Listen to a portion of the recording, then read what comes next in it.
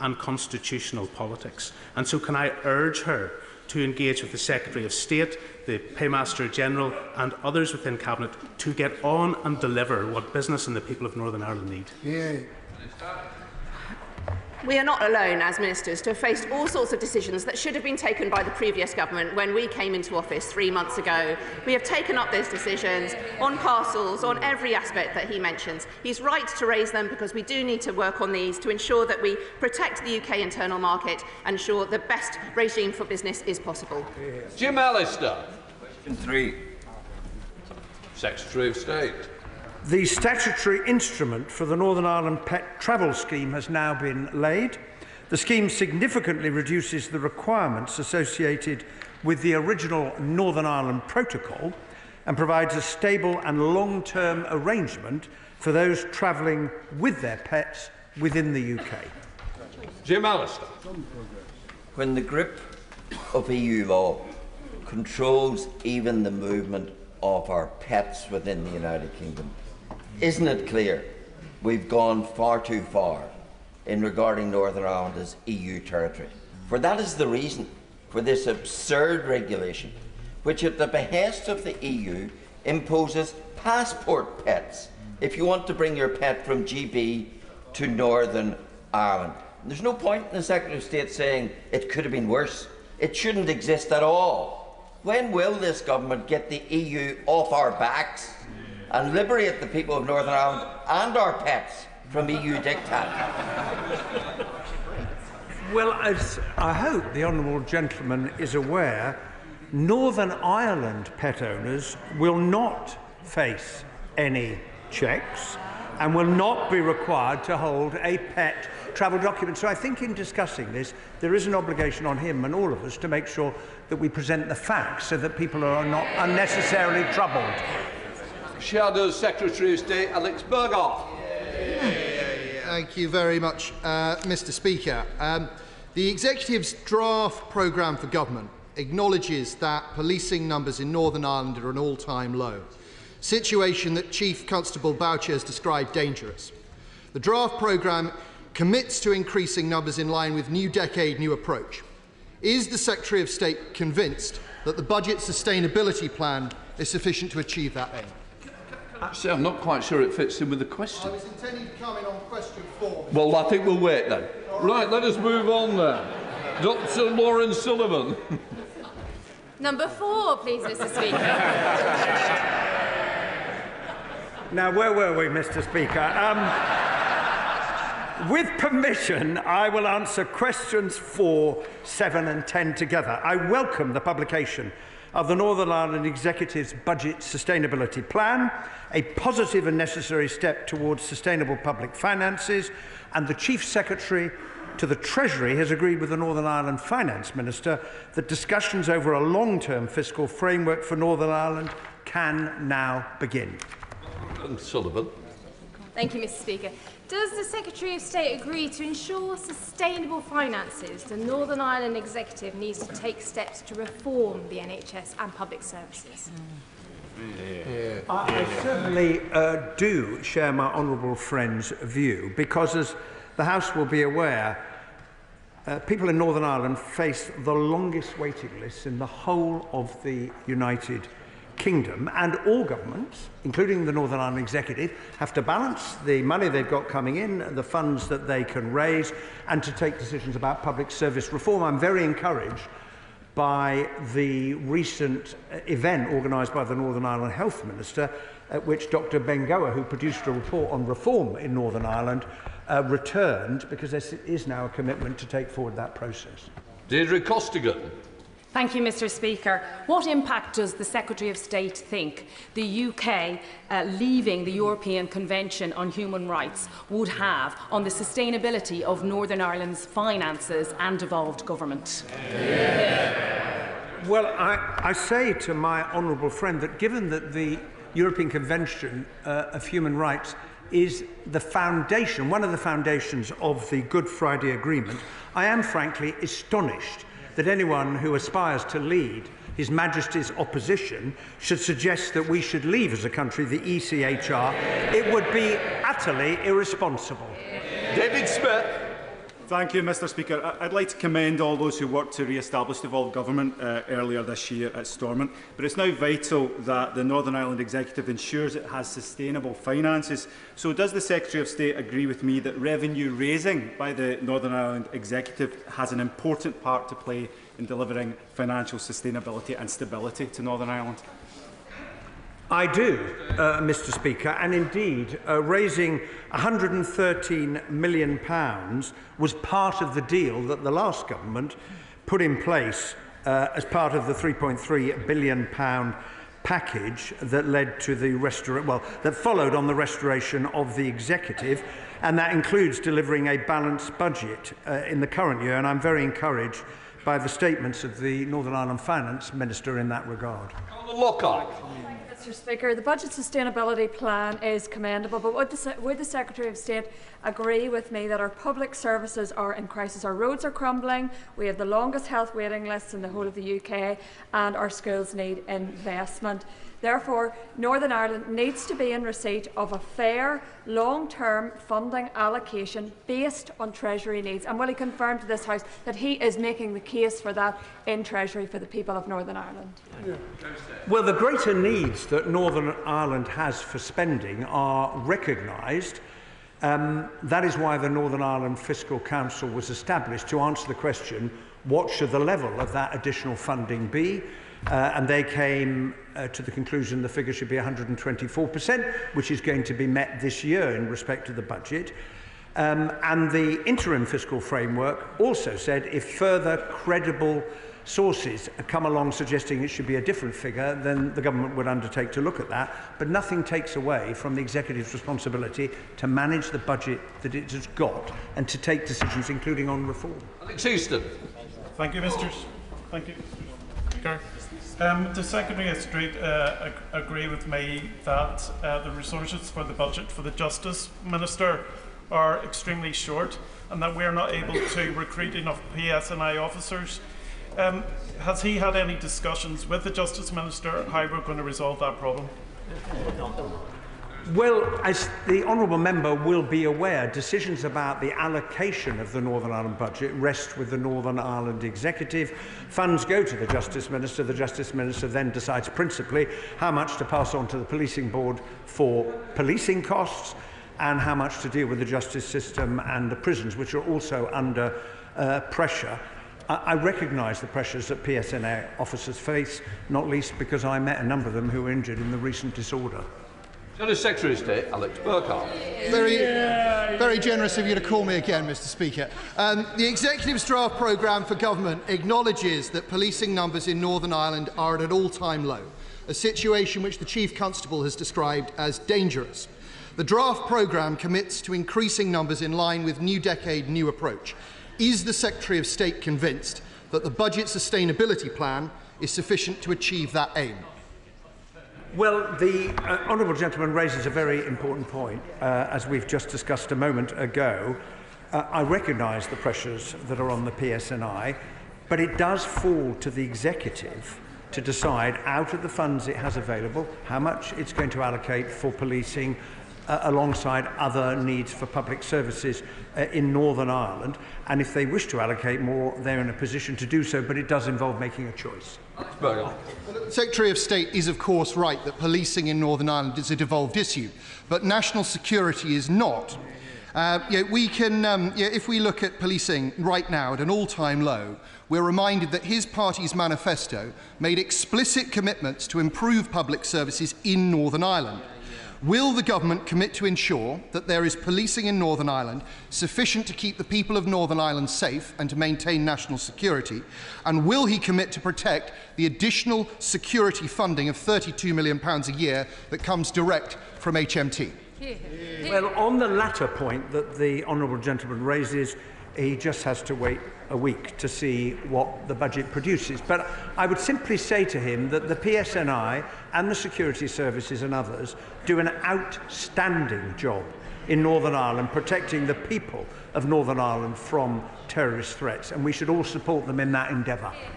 Democrat spokesperson Al Pinkerton. Thank you, Mr. Speaker. The Budget Sustainability Plan highlights that Northern Ireland has been systemically underfunded, with the Fiscal Council estimating a shortfall of between 300 to 4 million annually since 2022. Meanwhile, the Northern Ireland Executive reported a 559 million overspend between 2022 and 24. Can the Secretary of State outline what measures the Government is taking and will take to address Northern Ireland's immediate budgetary pressures, ensure long-term financial stability, equitable funding and, crucially, guarantee sustainable public services? Well, in addition to the £3.3 billion that was the package following the restoration of the Executive gained an additional £185 million in July when the main estimates were published. And in order to avoid having to repay the debt that the honourable member refers to, they have to put their finances on a sustainable path, deliver a balanced budget and raise the additional revenue, £130 million, that they committed to do when the deal was done. The Fiscal Council's view is that 124% of the right funding. For 5, Mr. Speaker.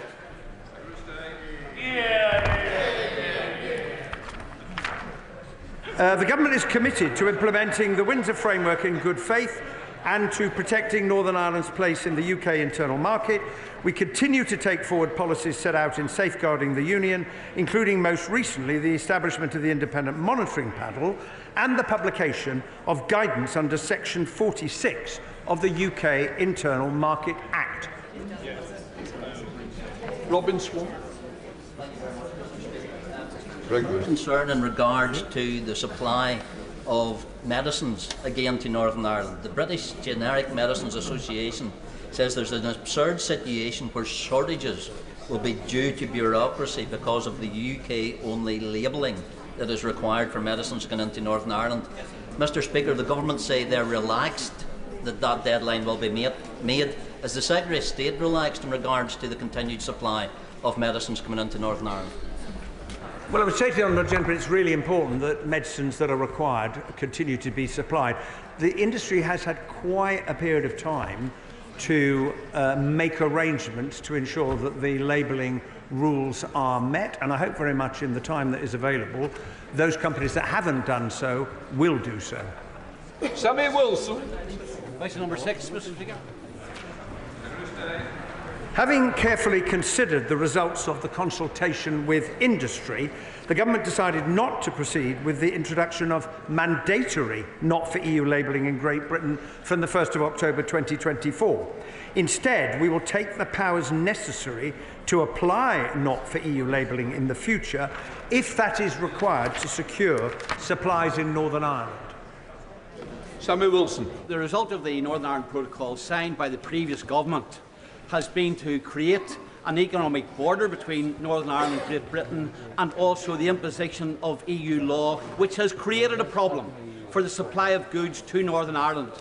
The Labour Party, when in opposition, supported the idea of food labelling as a way of avoiding an interruption of supply of food goods from GB to Northern Ireland. Why has the Government now reneged on a promise which it supported in opposition, and what will be the trigger for this imposition if it's needed? Well, the consultation on UK-wide labelling led the industry to say this will impose huge cost on us and therefore cost on consumers, raising the price of goods. The purpose is to ensure that goods are not delisted in Northern Ireland. That is why we are going to take the power to ensure that if there is any evidence that that is happening, then the labelling requirements that were set out in safeguarding the Union can be applied, including on individual products on a sectoral basis. Just a second, come back to Josh Newbury. He's just going to ask his question. Thank you, Mr. Speaker. Businesses in my constituency of Cannock Chase tell me they're facing increased red tape and costs when importing from or exporting to Northern Ireland. So could the Secretary of State confirm that he is committed to unfettered access for goods moving from Northern Ireland to Great Britain? I certainly can confirm that, and it indeed is set out in legislation in the UK Internal Market Act. Mr. Speaker. Minister. I congratulate my honourable friend on her new role as the leader of the SDLP. and I thank her for raising this really important issue. 7 women and girls have been killed violently in Northern Ireland this year alone. This is devastating. I've discussed the importance of action on violence against women and girls with the First and the Deputy First Minister, and I welcome the Northern Ireland Executive making this a priority in their programme for government and the new strategic framework. Claire Hannah. Thank you, Minister. Mary Ward in my constituency became the 4th woman to be murdered in just 6 weeks in Northern Ireland. It remains one of the most dangerous places in Europe to be a woman, with a femicide rate that is twice the rate of that of Britain. And we need to think very deeply about the type of society we have created that is manifesting in this way. The publication of the Northern Ireland Strategy on Violence Against Women recently was overdue and very welcome. Does the Minister agree with me that the funding and human resources attached to that strategy must be proportionate with the urgency and the deep roots of this issue? And will she support the Executive as they review the sentencing and judicial processes that are contributing to these very preventable deaths? My thoughts are with the family and friends and all those affected by the murder of Mary Ward. Every woman deserves to feel safe. There is what's been called an epidemic of violence against women and girls in Northern Ireland, and I do join with the member in welcoming the new strategy. We need stronger action by the justice system, more support for frontline services, tackling harassment wherever it is, in homes, schools, workplaces and on our streets, and challenging and changing misogynistic attitudes and behaviours. That will need urgent action, working together. This government stands ready to do this. Sir David Davis. I don't normally get such a cheer, sir. Number 9. I meet regularly with the Chief Constable and his team to discuss a range of issues. While the Chief Constable has operational independence, the Investigatory Powers Commissioner's Office provides oversight of these powers to ensure that their use is necessary, proportionate and in accordance with the law. David Davis. Well, in a recent Investigatory Powers Tribunal, it became apparent that the Northern Ireland Police Force had been caught surveilling journalists' telephones on the basis that they had received secret documents from whistleblowers. The reason for the secrecy of those documents was to cover up the embarrassment of the RUC and the handling of the Loughlin Island massacre. Will he meet me to discuss the future use of surveillance powers by the Northern Ireland Police? Well, I am indeed aware of the background to this case, and the original search warrants were quashed and the police investigation was discontinued. The Investigatory Powers Tribunal, as the Right Honourable Gentleman will know, is currently looking at this specific case. It would not be appropriate for me to comment while that's ongoing. The Chief Constable has set up the McCullough Review to look at the wider issue, and the Right Honourable Gentleman may well wish to make representations to that review. We now come to questions to the Deputy Prime Minister, Adam Jogi. Question 1, Mr. Speaker. Deputy Prime Minister. Thank you, Mr. Speaker, and I've been asked to reply. My right honourable friend, the Prime Minister, is in Samoa to discuss shared opportunities in the Commonwealth, including how we work together to deliver economic growth.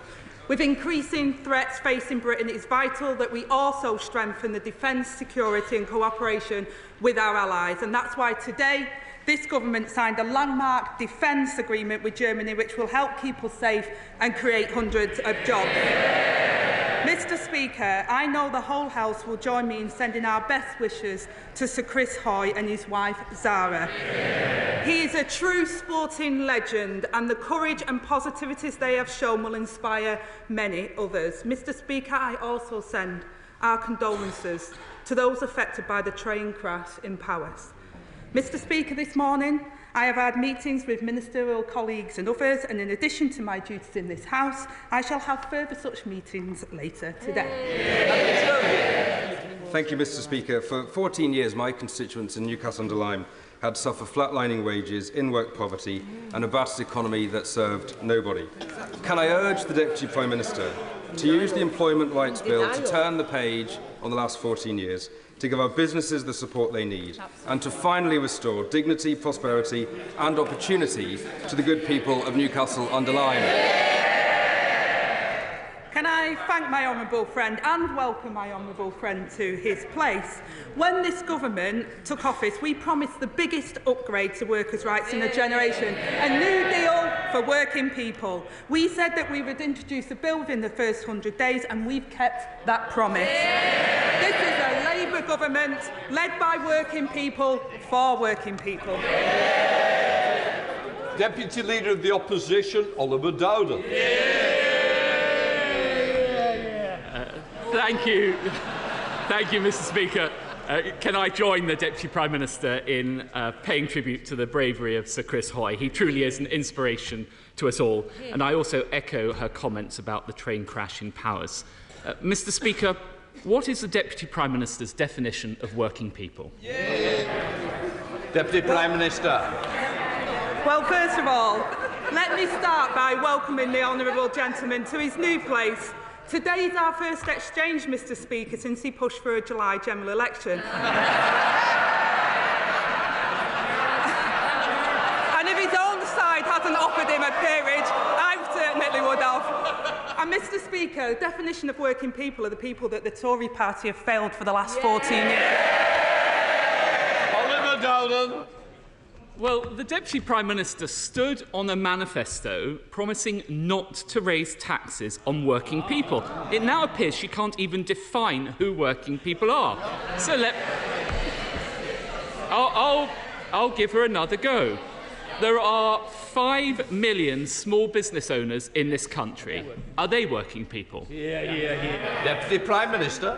Mr. Speaker, I don't know how the shadow Deputy Prime Minister can stand there with a straight face when it was the small businesses, the working people of this country that paid the price of them crashing the economy, sending interest rates scoring. I think he needs to learn his own lessons in opposition. Oliver Dowden.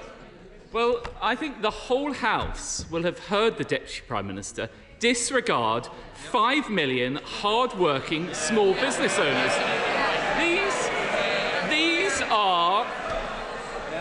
These are the publicans, the shopkeepers, the family running a local cafe. None of those count as working people to her. Now, Labour gave a clear commitment not to raise national insurance. The independent IFS have given their view on this. They say that raising employer national insurance is a tax on working people. Even the Chancellor said that raising employer national insurance was a jobs tax that will make each new recruit more expensive and increase the cost to business. So does she agree with the IFS and her own Chancellor? Mr. Speaker, I remember the party opposite, what they said to business. What was it? F to business? Whereas this party held an international investment summit last week, which poured £63 million into our economy. We're pro-business, pro-worker, and getting on with fixing the mess that they left behind. So I think we can take it from that answer that the Deputy Prime Minister doesn't agree with the IFS, and I suppose it shouldn't come as a surprise that she doesn't agree with her Chancellor. But does she agree with this? And I quote, "Working people will pay when employers pass on the hike in national insurance." Mr. Speaker, these are her words. So does she at least agree with herself? Mr. Speaker, what I'm incredibly proud of is this week, this government brought in a new employment bill, which will raise the living standards of 10 million workers. Would the shadow Deputy Prime Minister like to apologise for the hiking taxes, 70-year hiking taxes that he put on working people, the crashing of the economy and the disaster that he left behind? Well, she mentions her policy. Let's be clear, it's a £5 billion hit to the British economy, and that's her own assessment. Mr. Speaker, I think that following these answers, there will be millions of working people now even more worried about the tax rises coming their way in next week's budget.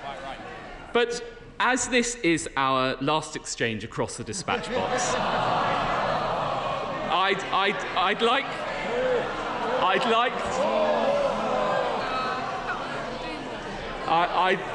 I'd like to turn to somebody I hope we can all agree is a hard-working person, His Majesty the King. Yeah. Will she join me in sending him best wishes ahead of the Commonwealth Summit in Samoa? In particular, will she confirm that this government recognises the unique role played by the Commonwealth? And will she commit to deepening this relationship so that under His Majesty's leadership we build upon possibly the greatest legacy of the late Queen? Yeah. Deputy Prime Minister. I will miss our exchanges. The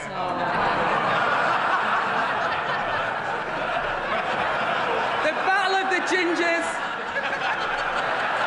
the late nights voting, and in that spirit, Mr. Speaker, I will agree with my right honourable friend. The King does a tremendous job, and so did the late Queen, and the Commonwealth is very important, and that's why the King and the Prime Minister at the moment are working together. Thank you. Oliver Dowd. Well, I thank the Right Honourable Lady for that answer. Our Commonwealth family is brought together by historical and cultural ties, indeed much like the pair of us. But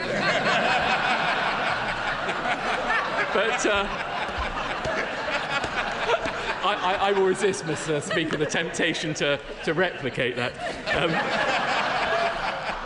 But as we look to the Commonwealth's future, we now have the opportunity to deepen our economic relationship. Will she therefore assure the House that the Prime Minister will use this summit to continue the work begun by the last government in building deeper economic ties with our Commonwealth friends and allies? Yeah. Deputy Prime Minister.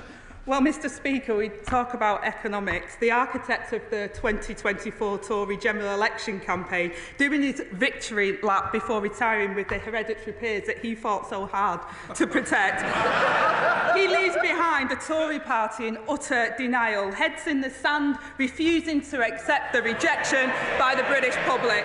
Their plan for Britain, Mr. Speaker, includes scrapping the minimum wage, cutting maternity pay and tax breaks for the big oil companies. Mr. Speaker, this Labour government is elected to end the Tory chaos. Dr Evans, you've got a sore neck. I wish it was your throat a little. Come on, Deputy Prime Minister. Mr. Speaker, they don't like to hear it, but this Labour government was elected to end the Tory chaos, and that's exactly what we're doing. £600 more in the pockets of insecure workers, 30,000 new dads given paternity leave, and 10 million working people better off. While their so-called leadership candidates argue about what went wrong, this Labour government is getting on with rebuilding Britain. Rachel Maskell. Thank you, Mr. Speaker. I, like many MPs, have heard many heartrending stories of constituents who have had poor end-of-life support. Yet, had palliative care been available alongside an end-of-life plan, their experiences could have been so different. Would the Deputy Prime Minister agree to set up a commission for palliative and end-of-life care so that everyone can access the very best support when terminally ill and have a peaceful and dignified death, and will she meet to discuss it? Yeah. I thank my right honourable friend for raising what is an emotive subject on both sides of this House. I know from my own work in this area before I was in this place what an incredible work this is and the honour it is to be there for somebody at the end of their life. Discussions have begun now on how to improve access to palliative and end-of-life care, and I'll ensure that she gets a meeting with the relevant minister to discuss this issue. Yeah. Deputy Leader of the Liberal Democrats, Daisy Cooper. Yeah. Thank you, Mr. Speaker. May I associate myself and the Liberal Democrats with the Deputy Prime Minister's remarks about Chris Hoy and all those involved in the train crash. Our NHS is bracing itself for a winter crisis. And one of the causes of the winter crisis every year is that there are thousands of people in hospitals who are fit to go home, but they can't be discharged because there are not the care workers in place to enable people to recover at home or in a care home. Would the Deputy Prime Minister consider the Liberal Democrats' idea of an NHS winter task force to winter-proof our NHS, end this cycle of the winter crisis and put to an end the scandal of hospital patients paying the price of the social care crisis left by the Conservatives? I thank the honourable lady for her comments, and I share with her her desire to ensure that care workers are given the respect and the importance that they deserve. They are critical, in my opinion, to solving the problems within our National Health Service, and it's the Labour Party that will create a national care service, and we're launching our first ever fair pay agreement for care professionals to boost recruitment and retention. We must get the NHS back on its feet after the disaster of the Conservatives, and my right honourable friend the Chancellor will have more to say in the budget. Daisy Cooper. Thank you, Mr Speaker, and I thank the Deputy Prime Minister for her answer. We stand ready as a party of constructive opposition to work with the government to fix our social care system. However, one of the measures that could make it harder for us to keep the carers that we so desperately need would be an increase in employers' national insurance contributions. Were that measure to go ahead, it would affect millions of small businesses, including 18,000 small care providers. Can I ask the Deputy Prime Minister to assure this House that there will be nothing in the budget that makes it harder for vulnerable people to access the care workers and the care that they desperately need? Well, again, I won't speculate on the budget, not least with the Chancellor sat at the side of me. But what I will say, and I'll reiterate what the Chancellor has said and what the Prime Minister has said, this will be a budget that recognises that working people of this country and the enterprise in this country has been hard hit by the 14 years of Conservatives. We will rebuild Britain and we will grow our economy to pay for our public services. Chris MacDonald. Thank you, Mr Speaker. This next year marks the 200th anniversary of the Stockton to Darlington Railway, but the rail industry in my area is currently in peril, with hundreds of jobs at risk at Hitachi Rail as a consequence of a lack of action from the previous government. Will my right honourable friend, the Deputy Prime Minister, join me and our honourable friend, the member for Newton Aycliffe and Spennymoor, with workers, management and trade unions to ensure that no stone is left unturned as we fight for the future of this Hitachi Rail factory? I thank my right honourable friend for that question and welcome him to his place. He's been a champion for workers at Newton Aycliffe from day one, and I know he's met with the Transport Secretary, and I can assure him that we're in close contact with Hitachi on operations to secure a sustainable future for Newton Aycliffe, and we're committed to a long-term industrial strategy for rolling stock, seeking to support British manufacturing and end the volatility of recent years. Stephen Flynn. Thank you, Mr Speaker. In today's spirit of cross-party working, will the Deputy Prime Minister join me in applauding the brave Labour staff members who've travelled across the Atlantic to campaign against Donald Trump? Mr Speaker, I'm loving this loving. I don't often get it. But I say to the honourable gentleman is that people in their own time often go and campaign, and that's what we've seen. It happens in all political parties. People go and campaign and they do what they want to do in their own time with their own money. Melanie Ward. Thank you, Mr Speaker. Like many in my constituency of Cowdenbeath and Kirkcaldy, my family knows what it means to raise and support a disabled child. Charities like the Yard in Kirkcaldy do an amazing job providing vital additional help to disabled children and their families. Last month, a survey found that our country is so broken that 3/4 of parents of children with special educational needs and disabilities have been forced to give up work or cut their hours.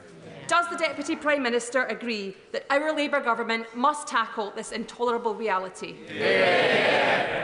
I absolutely agree with my honourable friend and pay tribute to those that work with children with special educational needs and disabilities. I myself have my amazing son who does tremendously well given his challenges that he faced in life. I know from personal experience the system is just not working for children and families. Future funding decisions will need to be taken as part of the upcoming spending review, Mr Speaker, but we will work with the sector to deliver our shared mission and restore parents' trust. Peter Bedford. Thank you, Mr Speaker. Just 3 months into this Labour government, we have seen brutal cuts to support for pensioners. We have seen the taxing of education, and we have seen, just this week, £5 billion of additional pressure put on British businesses. Why does this government have such a problem with aspiration?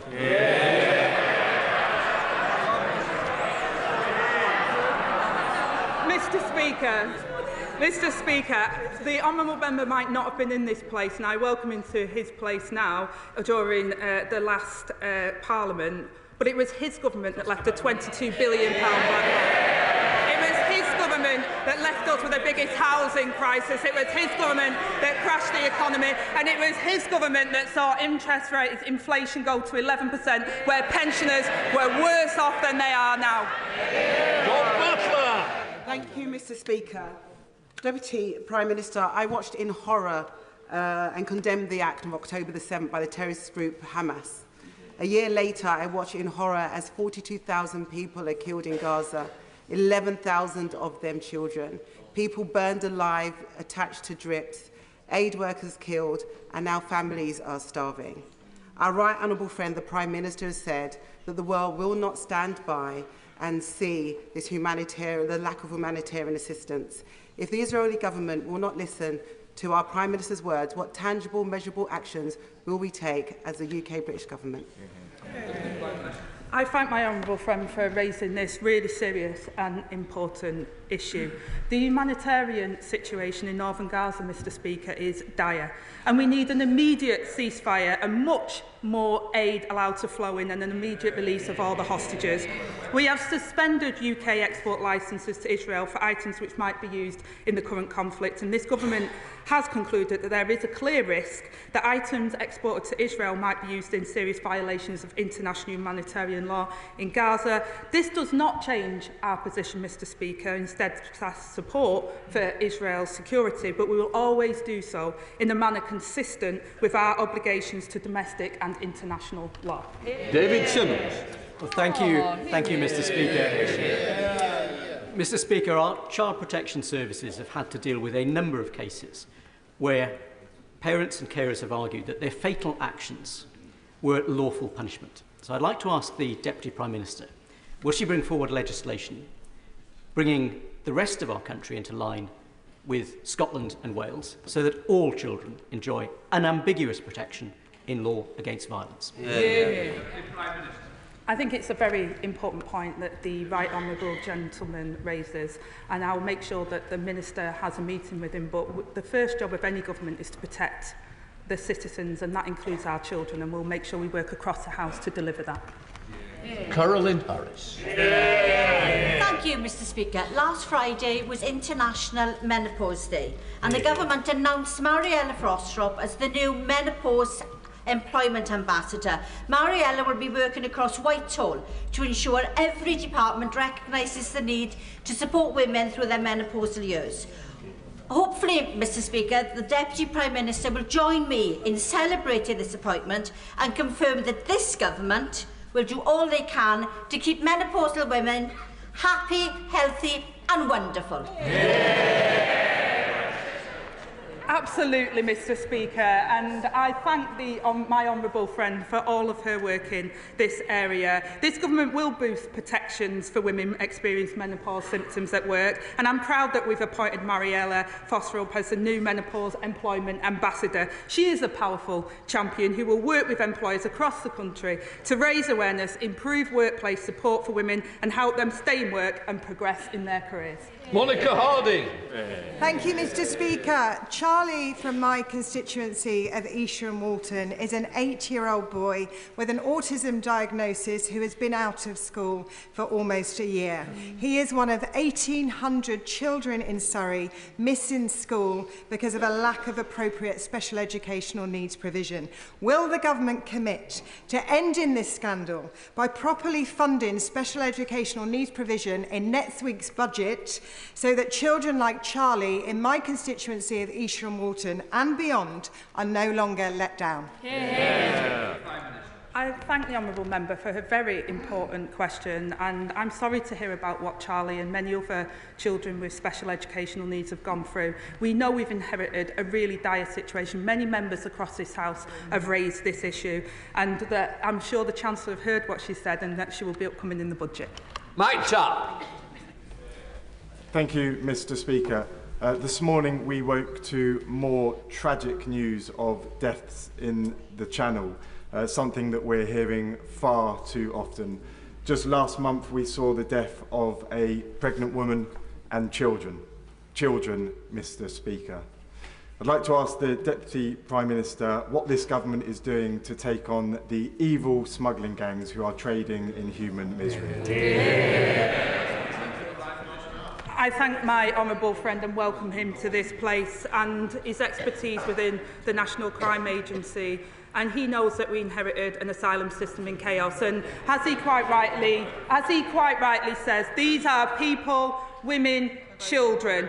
We are putting in place a credible plan to protect our borders and remove those with no right to be here by setting up our Border Security Command, backed by £75 million of investment, and we're working with our international partners to target and disrupt the criminal smuggling gangs.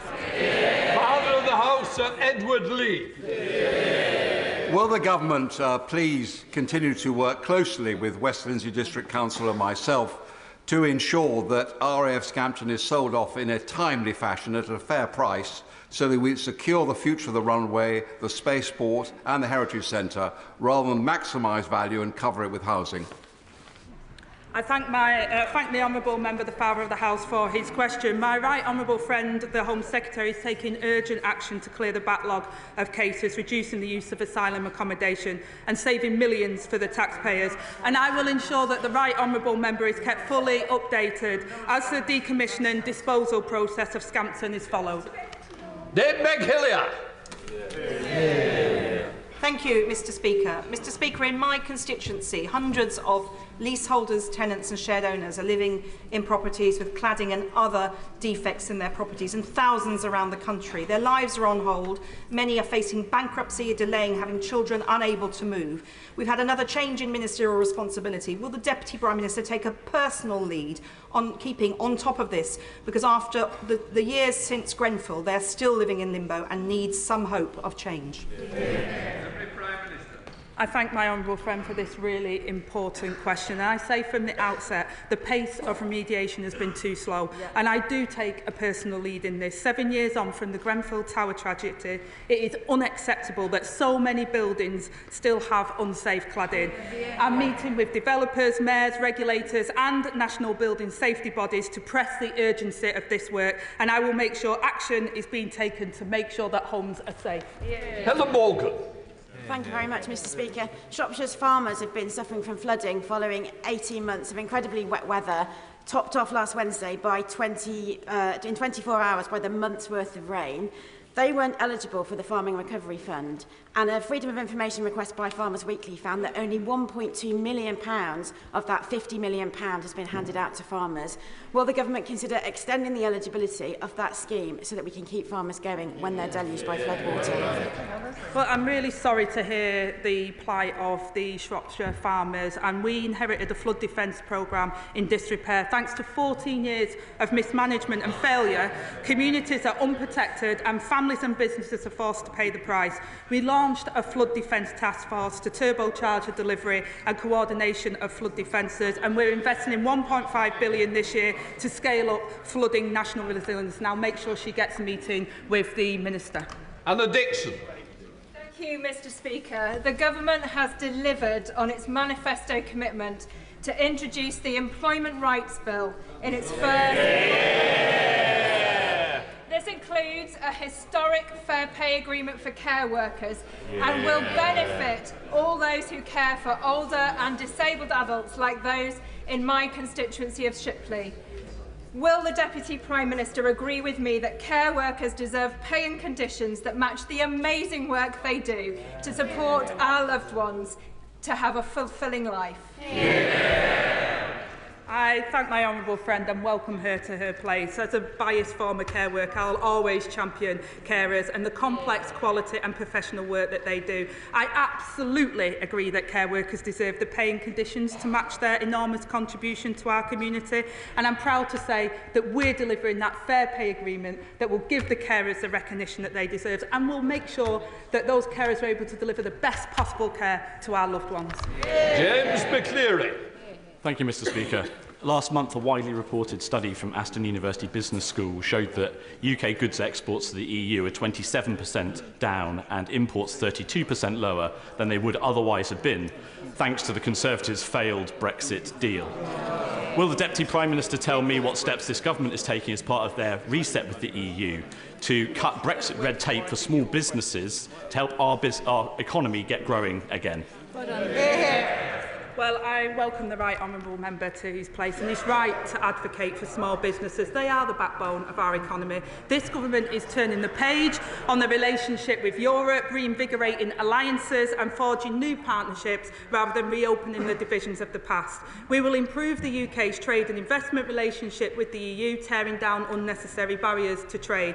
This will not involve rejoining the single market, customs union or reintroducing freedom of movement, but we will get that relationship better. Rachel Blake. Thank you, Mr. Speaker. 27,000 people in the cities of London and Westminster live in the private rented sector.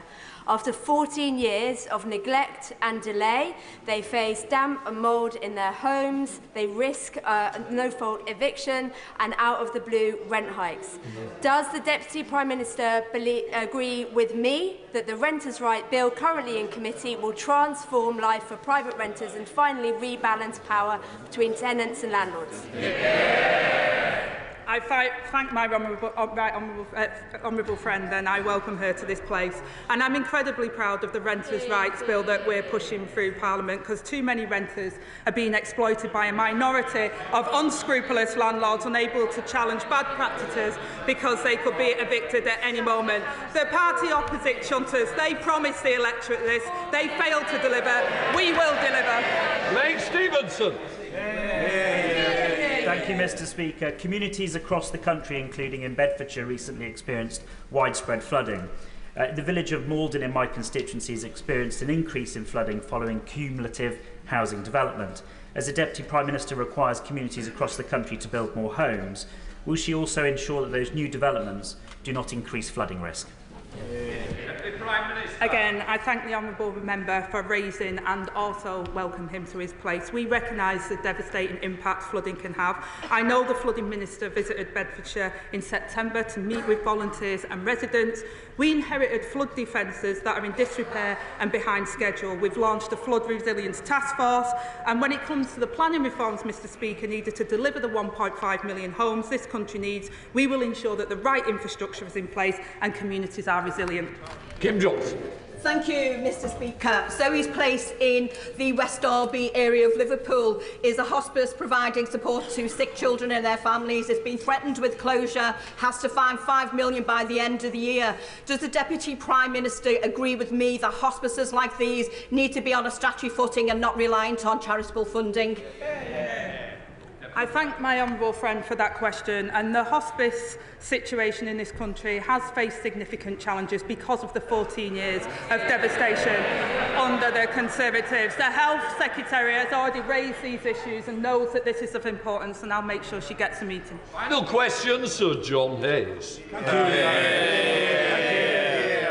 Thank you, Mr. Speaker. The Deputy Prime Minister will know that my constituency and Lincolnshire as a whole is the breadbasket of Britain, producing 12% of the food that's consumed across the entire nation, 30% of the vegetables, 20% of the sugar beet and so on.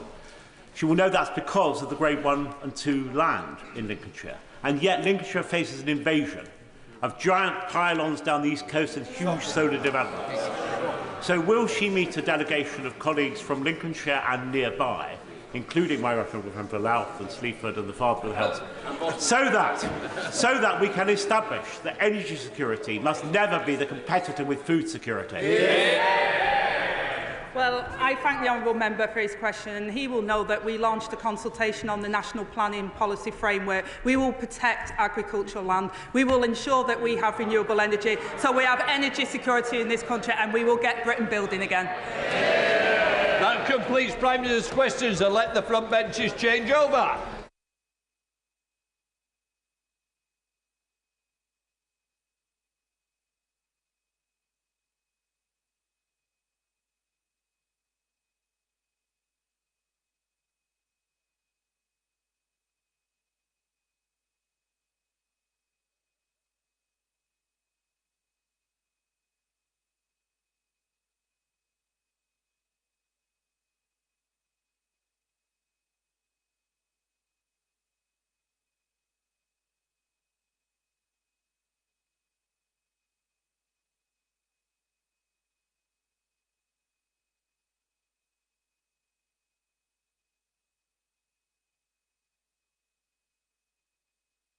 bench is not just to keep walking through, but to do the statements.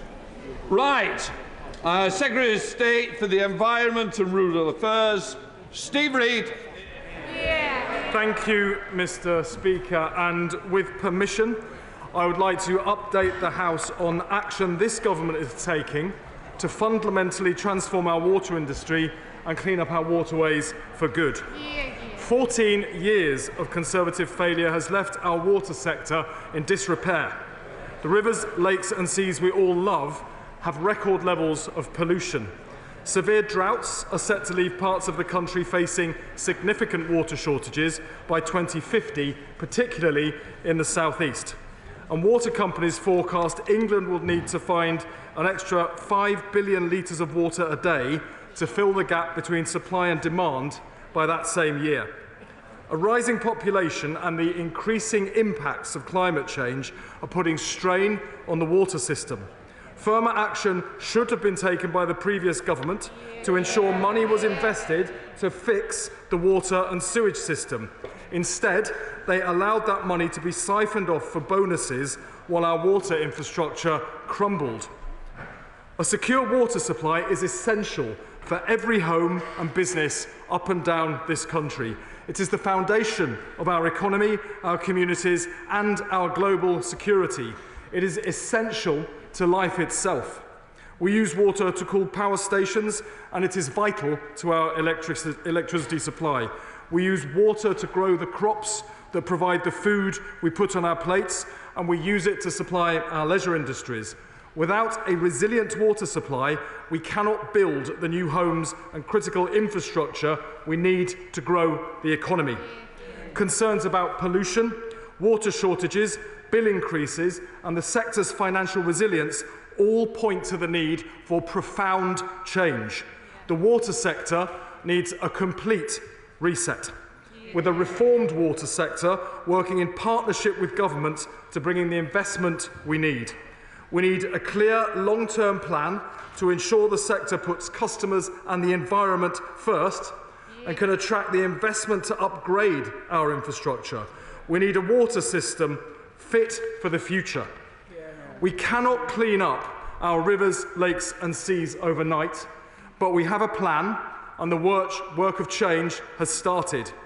On the 11th of July, I made a statement to the House on the agreement I reached with water companies and Ofwat to ring-fence money earmarked for investment in water infrastructure so it can no longer be diverted for shareholder payouts and undeserved bonus payments. On the 9th of September, we introduced the Water Special Measures Bill, setting out new measures, including strengthening regulation to ensure water bosses face personal criminal liability for serious and repeated law-breaking, giving the water regulator new powers to ban the payment of bonuses if environmental standards are not met, and boosting accountability for water executives through a new code of conduct. Today, I'm pleased to announce the third stage of our plan. We are launching an independent commission together with the Welsh Government, which will lead the biggest review of the water industry since privatisation 35 years ago. The Commission will ensure we have the robust regulatory framework we need to attract the significant investment required to clean up our waterways, build new infrastructure to address water scarcity and restore public confidence in the sector. I am delighted it will be led by the former Deputy Governor of the Bank of England, Sir John Cunliffe, who comes with decades of economic and regulatory experience. Sir John will be supported by an advisory group of experts covering areas including the environment, public health, engineering, customers, investors and economics. He will seek advice from wider groups of stakeholders, including environmental campaigners, consumer champions, water companies, regulators and the public at large. The Commission will conduct a root and branch review of the water sector's regulatory system. It will cover the water industry in England and Wales and the strategic planning framework under the Water Framework Directive and River Basin Management Plans to ensure strategic water planning across sectors is effective at a catchment, regional and national scale. Where housing, planning and agriculture and drainage interlink with strategic planning across the water system, these are also in scope. The Commission will set a new framework for the future. It will not make recommendations which affect the current Price Review 24 process to ensure a stable climate for investment as that process concludes. It will be pragmatic and focus on reforms that will improve the privatised regulatory model. Nationalisation of the water sector will not be in scope because of the high costs of buying out the current owners, lack of evidence that it would lead to improvements, and the long delays it would cause in cleaning up polluted water and serving customers better. The Commission will make recommendations in the first half of 2025, reporting to me as the Secretary of State for the Environment and to the Deputy First Minister and Cabinet Secretary for Climate Change and Rural Affairs in Wales.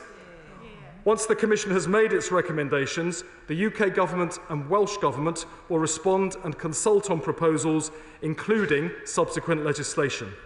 Further details on the Commission's scope, delivery approach and timelines are set out in its terms of reference, which will be available on gov.uk today. This Government will deliver an ambitious, long-term and collaborative approach to reforming the water sector, creating a strong new partnership between government, water companies, customers, investors and all those who work to protect our precious environment. The Commission will set the groundwork for the reformed water sector we want to see, and I would like to thank Sir John for leading this important work. This is our opportunity to make sure our children and their children have the chance to create memories that will last a lifetime, to splash about at the seaside, to row on our rivers, or enjoy a picnic by the lakeshore. This is our opportunity to inject billions of pounds into the economy and power UK growth by attracting global investment into a transformed water sector. This is our opportunity to clean up our water once and for all. Shadow Minister Robbie Moore. Thank you, Mr. Speaker. And can I thank the Secretary of State for prior sight of his statement. 14 years in opposition, and this is what the Labour Party has to offer. When they've had more than a decade to craft a clear package of policies, listen to campaigners and prepare to govern, and yet this is what they've brought to the House today, which illustrates, Mr. Speaker, not a sign of any ambition. Mr. Speaker, this is a sign of hesitation. It's a way to delay the difficult decisions and buy themselves more time. It's part of a growing trend that, unfortunately, we're seeing consistently from this new Labour government. Across all government departments, announce a review, a task force, and yet another commission, and the hope that the public doesn't notice that really they never had much of a plan at all. Mr. Speaker, this approach is simply not going to wash with the bill payers. During the election, the Secretary of State was touring around the country with campaigners like Fergal Sharkey, promising radical change to the sector. But here, he's now in power, and if you look at it, what has he actually achieved so far? The Secretary of State spent the entire election campaign, for example, telling voters that he wanted to put water company bosses, quote, in the dock, unquote. But if you look at what they've actually achieved through the announcements of their Water Special Measures Bill, it will not do such a thing, as campaigners and industry experts have already pointed out. And what this Water Special Measures Bill will also do is provide no reassurance whatsoever to investors. In fact, the Secretary of State has rather marvellously managed to frustrate not only campaigners, but also disenfranchise investors from any long-term aspirations for their investment within the sector. Next, the Secretary of State says that he announced a ban on water company bonuses. But hang on, that was actually a policy that we brought forward in our time in government, which the Secretary of State is now attempting to re-announce and pass off as his own. It was the Conservatives that announced a ban on water company bosses, linked shareholder dividends to environmental performance, quadrupled water company inspections, fast-tracked investment to cut spills, and launched a whistleblowing portal for water company workers to report breaches.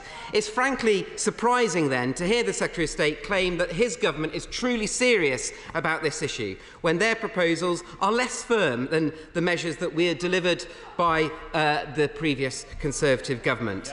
He could take real action right now by progressing plans for an automatic ban on water company bosses' bonuses when offences take place, as put forward by the last Conservative administration. And, Mr Speaker, rehashing announcements the previous Conservative government already set in motion, putting forward policies that won't actually put more pressure on water company bosses, and then simply pressing pause with a year-long review is not going to result in the widespread change that Labour promised their voters. Mr Speaker, the Secretary of State acknowledges as well that the announced review will make no recommendations which will affect the current Price Review 24 process, meaning that there will be no chance of any significant change that this government is considering making until 2029 at the earliest.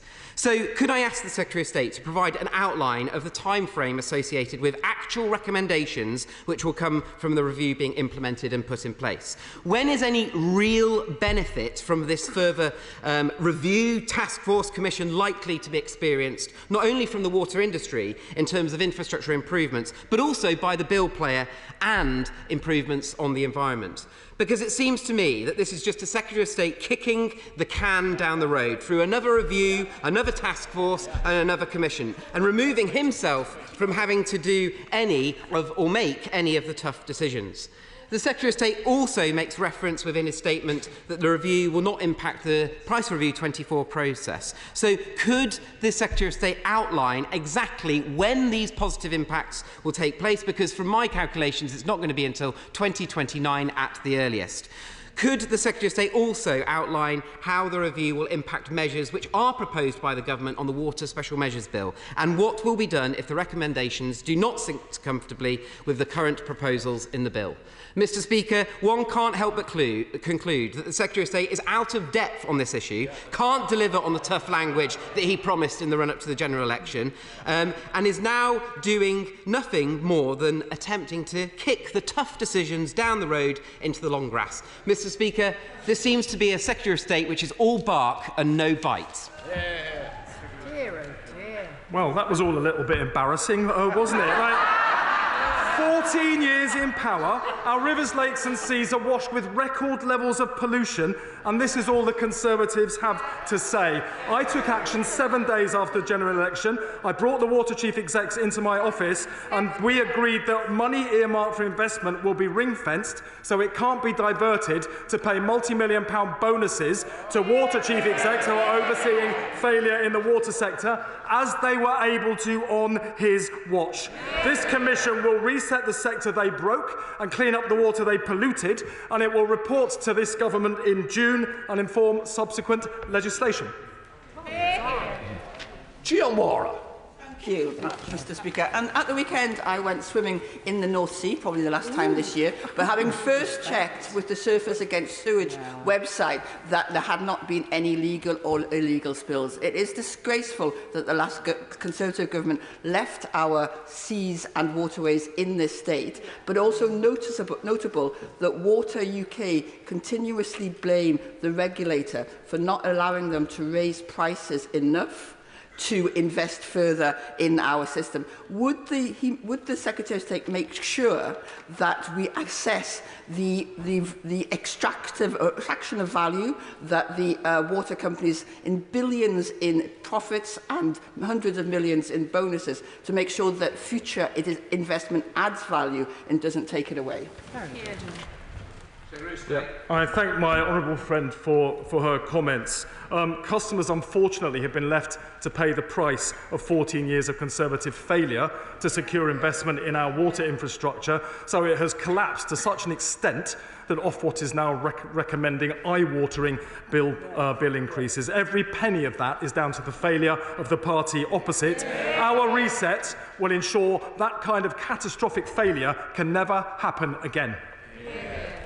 Spokesperson Tim Farron. Thank you, Mr Speaker. I'm really grateful to the Secretary of State for an advance sight of this statement, and to a very large degree I welcome it, at least the intention behind it.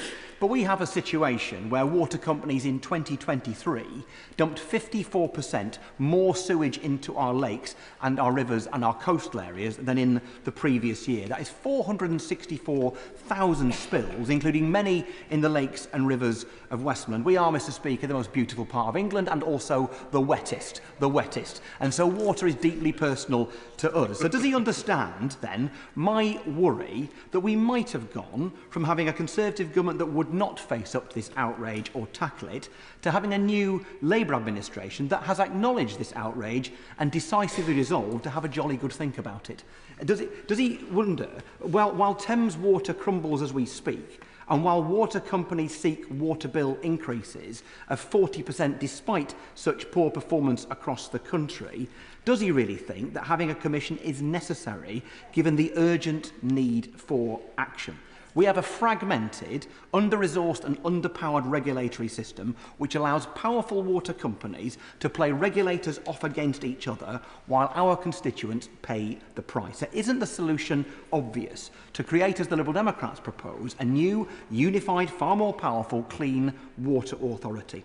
Does he share my deep concern that for environmental failure, the current regulator has to give 25 years' notice in order to strip a water company of its licence? Will he agree to ensure that this ludicrous protection for failing companies should be replaced by a 6-month period of notice instead?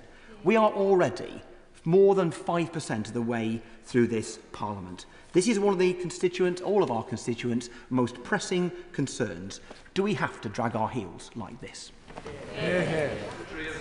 I thank the right honourable gentleman for his comments, and of course he's absolutely right to point out that last year we saw the highest levels of sewage ever recorded in our rivers, lakes and seas. No wonder the public are so angry, including in his constituency, and Lake Windermere, of course, an iconic and beautiful site, tragically polluted with sewage and agricultural runoff because of the failures of the previous governments. Now, I've taken action already. We had that reset moment just 7 days after the general election, carrying out within a week things they failed to do in 14 years in power. We've got the special measures bill going through the Houses of Parliament right now to ban the payment of unfair bonuses to water bosses. This commission, led by Sir John Cunliffe, will look at the entire sector, root and branch, including governance and regulation, which he is pointing to, and it will look specifically at the point that he's just raised so that we can end up with a system of regulation that is fit to clean up our waterways and then protect them for the decades to come.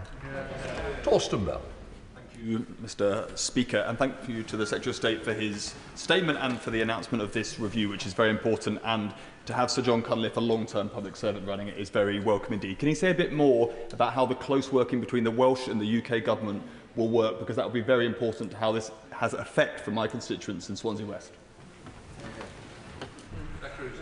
I thank my honourable friend for his question. Of course, he's alluding to a very important point. Rivers and water catchments are no respecters of boundaries, and it's important that we get a model that works within catchments, including where those cross boundaries, as they do in some cases between England and Wales. This review has been jointly commissioned by the UK and the Welsh governments. It will jointly report to both governments, and it will seek to look at a better model for structuring and supporting our water sector so that we can ensure that we clean up all of our rivers, all of our lakes, all of our seas, so the public can get back to enjoying them, and we can bring in the investment to support the infrastructure delivered at pace to drive economic growth in every single part of the United Kingdom.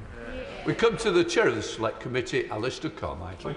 Speaker, the Secretary of State is quite right to point to the role of the payment of bonuses and dividends in coming to this point, but he must surely acknowledge that that is far from being the whole story, and that there are a number of business and accounting practices in companies like Thames Water that have brought us to the stage where we are today. If he's serious about having a water system that's fit for the future, we have to understand properly what has gone on before.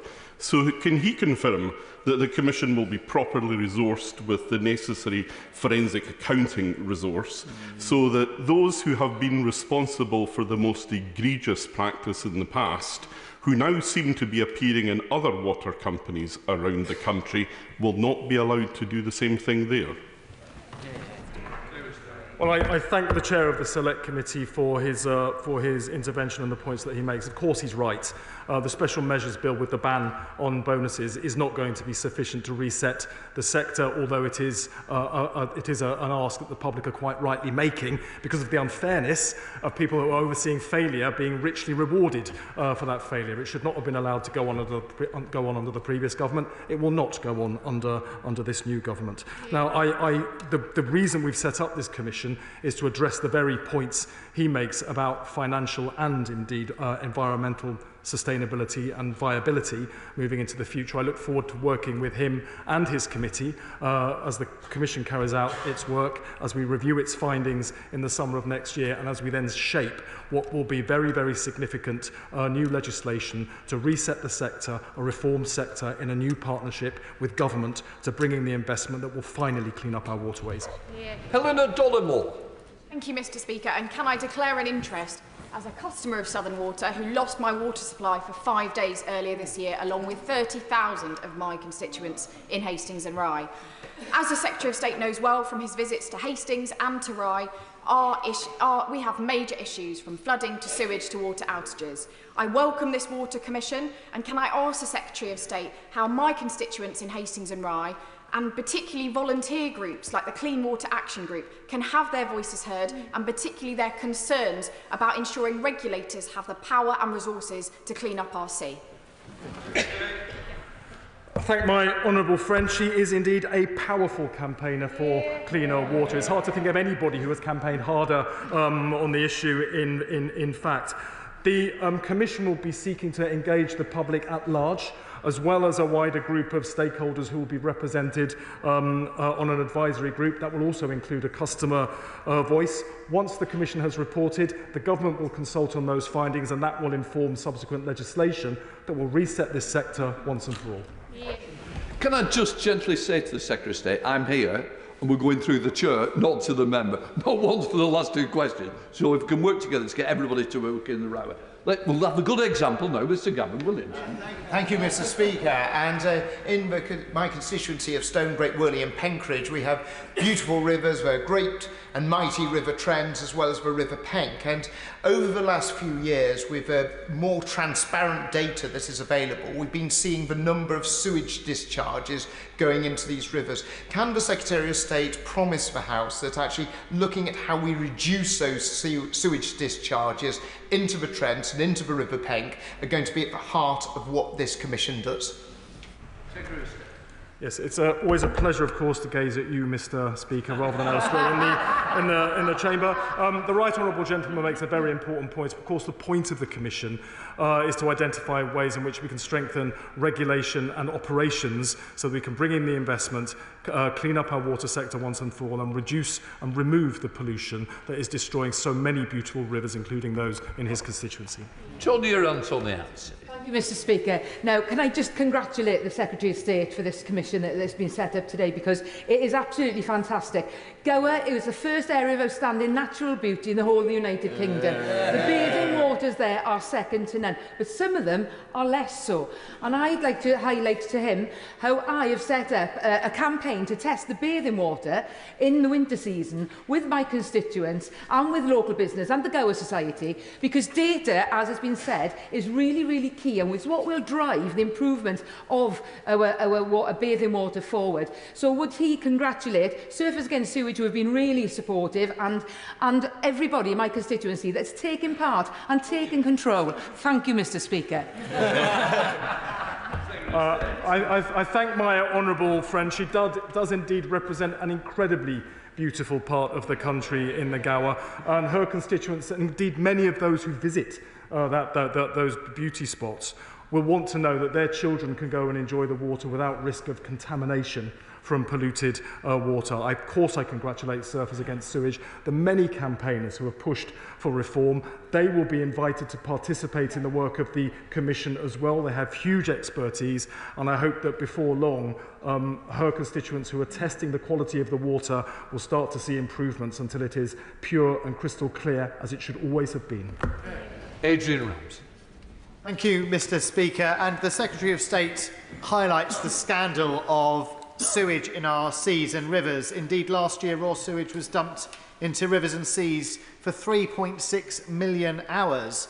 But since privatisation, 72 billion has been paid to shareholders in dividends, while his own department highlights that it would cost 56 billion to carry out the necessary investment. So privatisation has failed as a model for getting the investment in place. And will the Secretary of State therefore confirm that the Commission will look at the ownership model for water that's going to be effective in addressing this scandal, including considering the option of bringing water back into public hands? Thank him for his comments and his question. The reason I've ruled out nationalisation is because that would not resolve the problems that we face. We saw in the Olympics in France the River Seine unable to be used for swimming because of pollution. That is a state-owned water system. We see the problems in Scotland. That is a state-owned water system as well. The problems are those of governance and regulation. If we were to look at nationalisation, that would cost up towards £100 billion of public money, money that doesn't exist, and the time it would take to unpick current models of ownership, during which time investment will be choked off, would see our rivers, lakes and seas filled with even more sewage and pollution rather than less. I'm more interested in the purity of our water than the purity of our ideology. I will do what works best as quickly as possible. The Commission will give us guidance on how we change the system to make sure it works for everybody. Neil Duncan-Jordan. Thank you, Mr. Speaker. For the last few weeks, I've been conducting tests independently with colleagues from Bournemouth University into the lovely Poole Harbour and the waters surrounding there, testing for nitrates and bacteria. What I've noticed talking to colleagues is that the frequency of testing that goes on officially and the number of sites at which tests are carried out has been reduced significantly by the Environment Agency over the years. And I would like to ask the Secretary of State if his Commission will now look at those issues and whether testing and frequency of testing will be included in its work. Yes, I recognise what he says about Poole Harbour. It is indeed an incredibly beautiful part of the country. I've visited myself several times, and sadly I've also seen the extent and impact of pollution. We are making sure that all sewage outlets are monitored through compulsory means, which isn't the case currently, but the Commission will be looking at how we can improve testing and monitoring of water quality as part of the strengthening of regulation that will form a key part of the Commission's work. Charlie Dewhurst. Thank you, Mr. Speaker. Now, the Secretary of State mentioned the importance of drainage in reducing pollution incidents caused by flooding. So will he commit to today, while we await the outcome of this commission, to distribute the £75 million allocated by the previous government to internal drainage boards so that farmers in my constituency and others in the River Hull catchment do not have to spend another winter underwater? Well, unfortunately, he is referring to commitments to spend money that didn't exist. We're waiting for the Chancellor to announce her budget in almost exactly 1 week's time from this dispatch box. We'll find out much more then. Jessica Tull. Thank you, Mr. Speaker. Last year, sewage was dumped 57 times into the precious coastline of my constituency, Bournemouth West, the equivalent of 594 hours of sewage spillage. Our constituents are rightly disgusted by the state of affairs. The Conservatives covered up this scandal for the last 14 years. Can the right honourable member tell me what this new Labour government will be doing to hold companies to account? I thank her for her question. I had the pleasure of visiting Bournemouth West with her and saw for myself the impact it's having on businesses and tourism in that part of the world, because parents are frightened to let their kids go in the sea at certain times of the day when water contamination has reached unacceptable levels. The Commission will be looking at how we can strengthen regulation and governance to ensure that the practices water companies have got away with over recent years can no longer happen. It will also be looking at how we can bring in the investment that is needed to repair our broken water infrastructure so we can drive economic growth in every part of the country, including, of course, in Bournemouth West. Lee Anderson. Thank you, Mr. Speaker. Now then, the use of storm overflows in places like Skegby in Ashford is absolutely disgusting, and it pollutes my rivers. So can the Secretary of State commit to giving the water companies a deadline to ending the use of storm overflows? It will be for the Commission to look at what we need to do to improve infrastructure, to fix the broken system that we have at the moment. We are making sure that every overflow has monitoring on it so we know exactly what is coming out of it, and we can therefore take action against the water companies that may be responsible for that. Jane Kirk. Thank you, Mr. Speaker. In Truro and Falmouth, my constituency, as well as sewage in our bathing waters this week, we've had sewage on the streets in Penryn. The party opposite cut funding to the regulator back in 2015. Could the Secretary of State please confirm that the role of the regulator will be completely reset by this review? I thank her for her question, and of course I had the pleasure of visiting Truro and Falmouth during the election, and again saw for myself the problems that are happening there. It is of course disgusting to see sewage bubbling up into the streets and even into some people's back gardens, because sewage infrastructure is so broken because the previous government failed for 14 years to bring in the investment necessary to upgrade that infrastructure. This Commission will be looking at how we secure that funding, how we get the infrastructure rebuilt at pace so it can improve the situation that we're hearing about. It will also be looking at regulation and the role of the regulator itself to make proposals as to how we can improve that so we have regulation that is fit for purpose. Thank you, Mr. Speaker. In Kingsbridge, in my constituency of South Devon, the residents are literally wading through sewage which is seeping out of the drains in heavy rains due to a mixture of increased sewage capacity due to new houses and ancient culverts which cannot cope. I don't think the residents of Kingsbridge are going to be encouraged by a review and a commission, because that's not going to solve the problems they're going to face this winter. So will the Minister meet with me to discuss this particularly difficult and chronic problem in Kingsbridge, because we need to find a solution, and it hasn't happened for a long time. We desperately need to sort this out. Thank you. I have, of course, already taken action myself. I had the Water Chief Executives into my office just 7 days after the general election, where we agreed a programme of initial reforms, including ring-fencing customers' money earmarked for investment so it cannot be diverted to be spent on undeserved multi-million-pound bonuses or dividend payments. We have the Water Special Measures Bill going through the House of Lords right now, which will ban the payment of those undeserved bonuses. It's important we understand exactly what has gone wrong in the sector that has led to the situation where regulation does not meet the requirements of either the public or businesses or the economy or the environment. Those will be key proposals that will be coming out of this Commission, and I hope the Honourable Lady will welcome those when they come forward. Alice MacDonald. Thank you very much, Mr. Speaker. Today, a report found that rivers in the east and London have the worst quality in the UK, with an alarming amount of chemicals found. Citizen science has played a key role up to now in monitoring the quality of our water. Will the Secretary of State join with me in paying tribute to the citizen scientists and volunteers and assure us that their voices will be heard in this important work? Thank you. She makes a very, very important point, of course. The many campaign groups, citizen scientists, have made a huge impact on, first of all, raising the profile of the sewage scandal affecting our country, but secondly, pointing to some of the ways that we can start to fix it. The Commission around Sir John will have an advisory group that will have representation from campaign groups and consumers on it. There will also be wide engagement with the public, both through the work of the Commission itself and subsequently as we work towards the reform legislation that will reset the sector once and for all. Dr. Ben Smith. Thank you, Mr. Speaker. In the absence of a plan, it's always a good idea to do a review. And my constituents are being failed by our local sewage infrastructure, and Thames Water are a total and utter disgrace. But I really welcome the Secretary of State's statement today, because I think I've found an unlikely ally. The Labour government is going to force building on Greenbelt in my constituency with a whole host of new houses, exacerbated by the Liberal Democrat administration's Elmbridge's failure to deliver a local plan. Given the amount of time this Commission will take to report back, and the fact these new houses will cause more sewage requirements, does he agree with me that we should pause and think again about the house building targets until the review has been completed?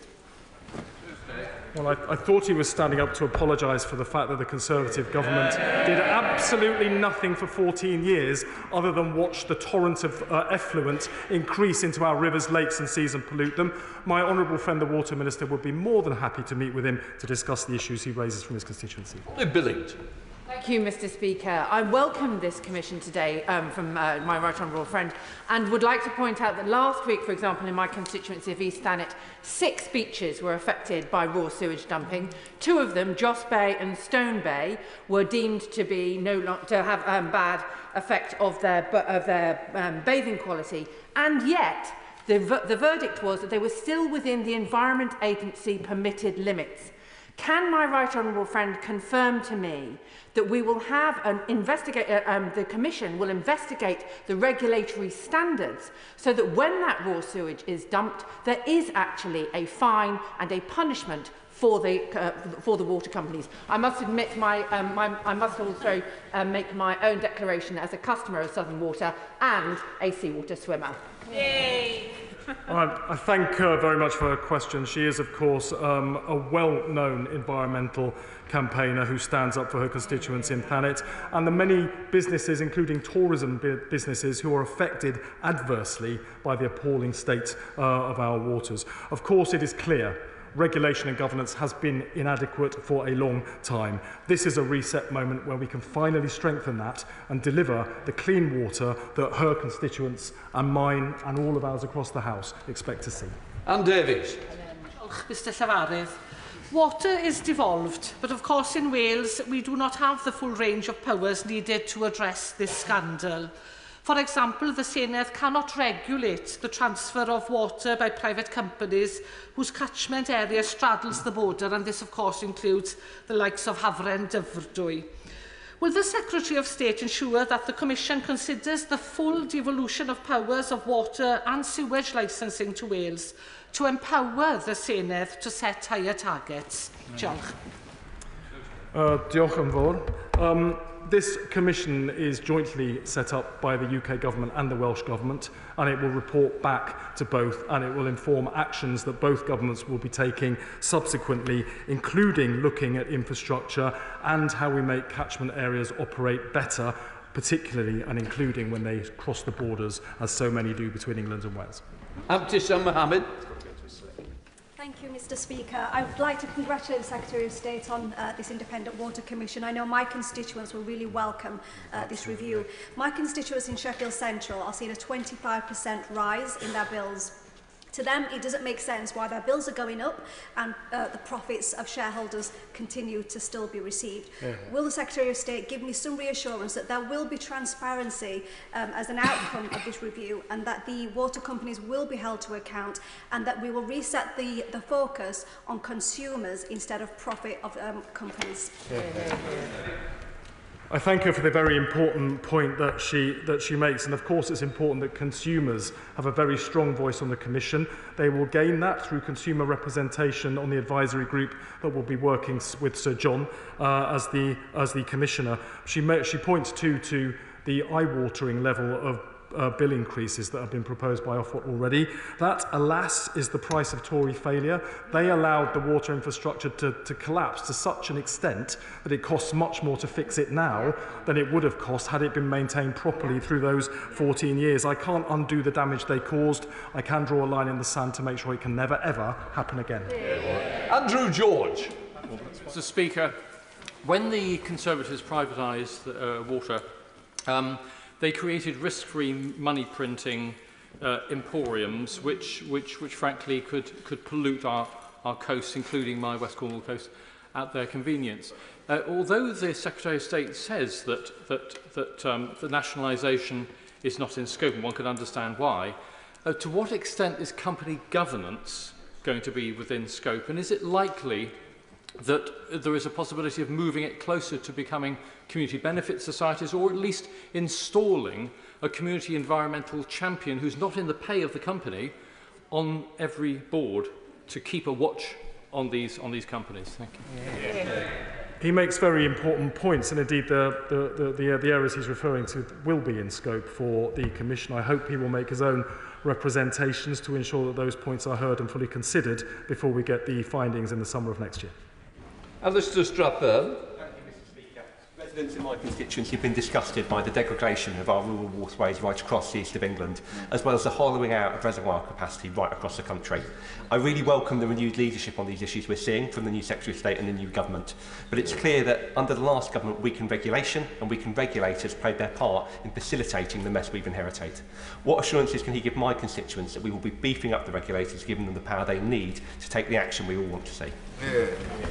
Well, he's absolutely right. It was the previous government deliberately weakened the regulators and kept regulation too weak to hold the water companies to account and ensure that we got the investment in that could have kept a better standard of infrastructure and stopped the level of pollution that his constituents and everyone else's have had to face. We've already taken steps through the Special Measures Bill to give the regulator more teeth. The Commission will be looking root and branch at the role of regulation and governance and the regulator to ensure that we have a system that is fit for the future and can ensure and guarantee clean waters for the decades to come. Thank you, Mr. Speaker. Now, if I heard correctly, at the start of his statement, the Secretary of State referenced the River Lug. The River Lug runs through the centre of my constituency of North Herefordshire, and it has been subject, the catchment has been subject to a planning moratorium for more than 5 years because of excess levels of phosphate in that river. But the Secretary of State will be well aware that the reason for that is not sewage pollution primarily, it is agricultural runoff. More than 2/3 due to agricultural runoff, only a quarter due to sewage. And yet, the Government's Water Commission makes essentially no mention of agriculture, just a passing reference. There is nothing in there specifically about addressing this problem. Likewise, the Water Special Measures Bill. With such a narrow approach to addressing water pollution, he will not be able to achieve his aim of cleaning up our rivers and seas. Will he agree with me that the terms of reference need to be changed to incorporate full attention on agricultural pollution as well as sewage? Thank you. Well, I do hope she will look at the terms of reference which are available on gov.uk because, of course, they will be focusing on the whole catchment areas and it includes agricultural runoff, which accounts for 45% of water pollution. And where there is an interface between agriculture and polluted water, that is indeed in scope for the work of the Commission. Noah Law. I thank the Minister for his statement, and the destruction and contamination of our waterways and even our high streets, as we've seen from sewage pollution in Newquay the other week, is an absolute disgrace which the previous government has failed to address. So, with Pennon Group, our owner of South West Water, paying $112 million in dividends and over $160 million in other finance costs, will the Minister ensure that the Independent Commission, which I greatly welcome, addresses whether we have effective funding models for our water industry? He's absolutely right. It's disgusting to people to see sewage bubbling up, not just in their high streets, but even in people's gardens, because of broken water infrastructure. And we will be looking for a reset so that we can have a water sector that works for customers and the environment as well as investors. Alison Griffith. Thank you, Madam Deputy Speaker. The Year 2 pupils of Bishop Tufnell's School in my Littlehampton and Bognor Regis constituency told me their disappointment last year that they couldn't swim in the sea on their summer day out. As a fellow sea swimmer, I share their disappointment. But winter is coming. There is no time to waste. Pushing the can down the track with this review, this commission, is not good enough. And what I would like to know, having reviewed the activities in my constituency, is how you will be looking at a strategic overview that brings together the activities of all of the different agencies that impact upon this, not sometime next year, but before the real issues that are about to hit every single constituency around the coast of this country right now. I'm very sorry for the Year 2 pupils at the school that she's referring to in her constituency. I would respectfully remind her that she represents a party that sat back and did nothing for 14 years, while the levels of pollution in our rivers, lakes and seas got far, far worse. And that, I venture to suggest, is why those Year 2 pupils can't go in the water. Perrin Moon. Thank you, Madam Deputy Speaker. Sewage polluting Cornish beaches, as we've heard, such as mine in Camborne and Redruth, and specifically in St Agnes, the location of the head office for Surfers Against Sewage, Perranporth and Portreath, has been yet another Conservative scandal damaging our economy and society for years that a Labour government is going to have to clear up. Yeah. Does the Minister agree with me that as well as the economic damage, the damage to mental health of those of us that cannot regularly use the sea should not be underestimated? And will the Commission consider the mental health benefits as part of its work? Yeah.